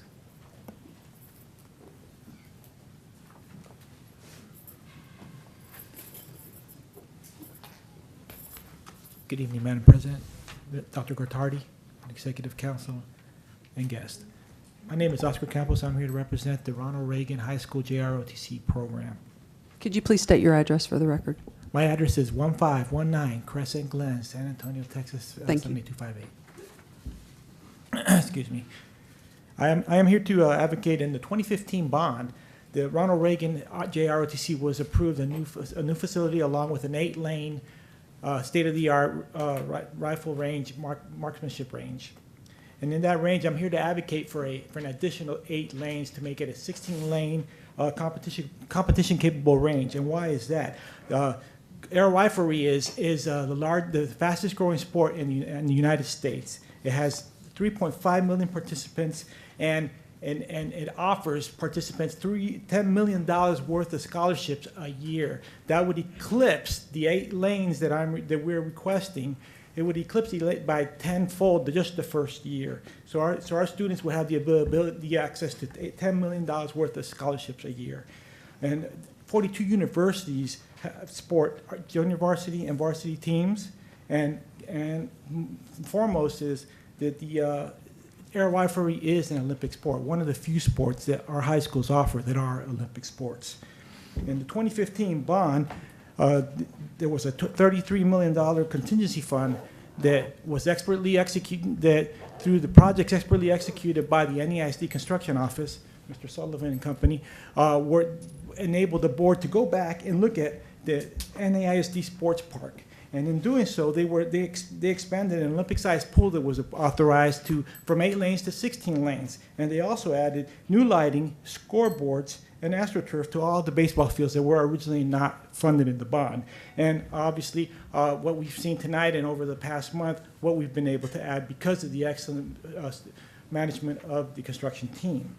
And what I would ask for you is, in seeing the benefits of the riflery for our students, this would put NEISD on the map. If we could host, we have an excellent opportunity over at Reagan because of the ability for parking space, the two major highways. We can be the hub. San Antonio, NEISD could be the hub in the southern region for air riflery. And we will not only giving opportunity to our Reagan students, but it'll give opportunity to the rest of the kids that come, or the rest of the cadets or students that come to that facility to compete, to get visibility and maybe bring a few Olympians to San Antonio. And I think I went quicker than I thought I was going to go. Thank you. Thank you. Thank you very much.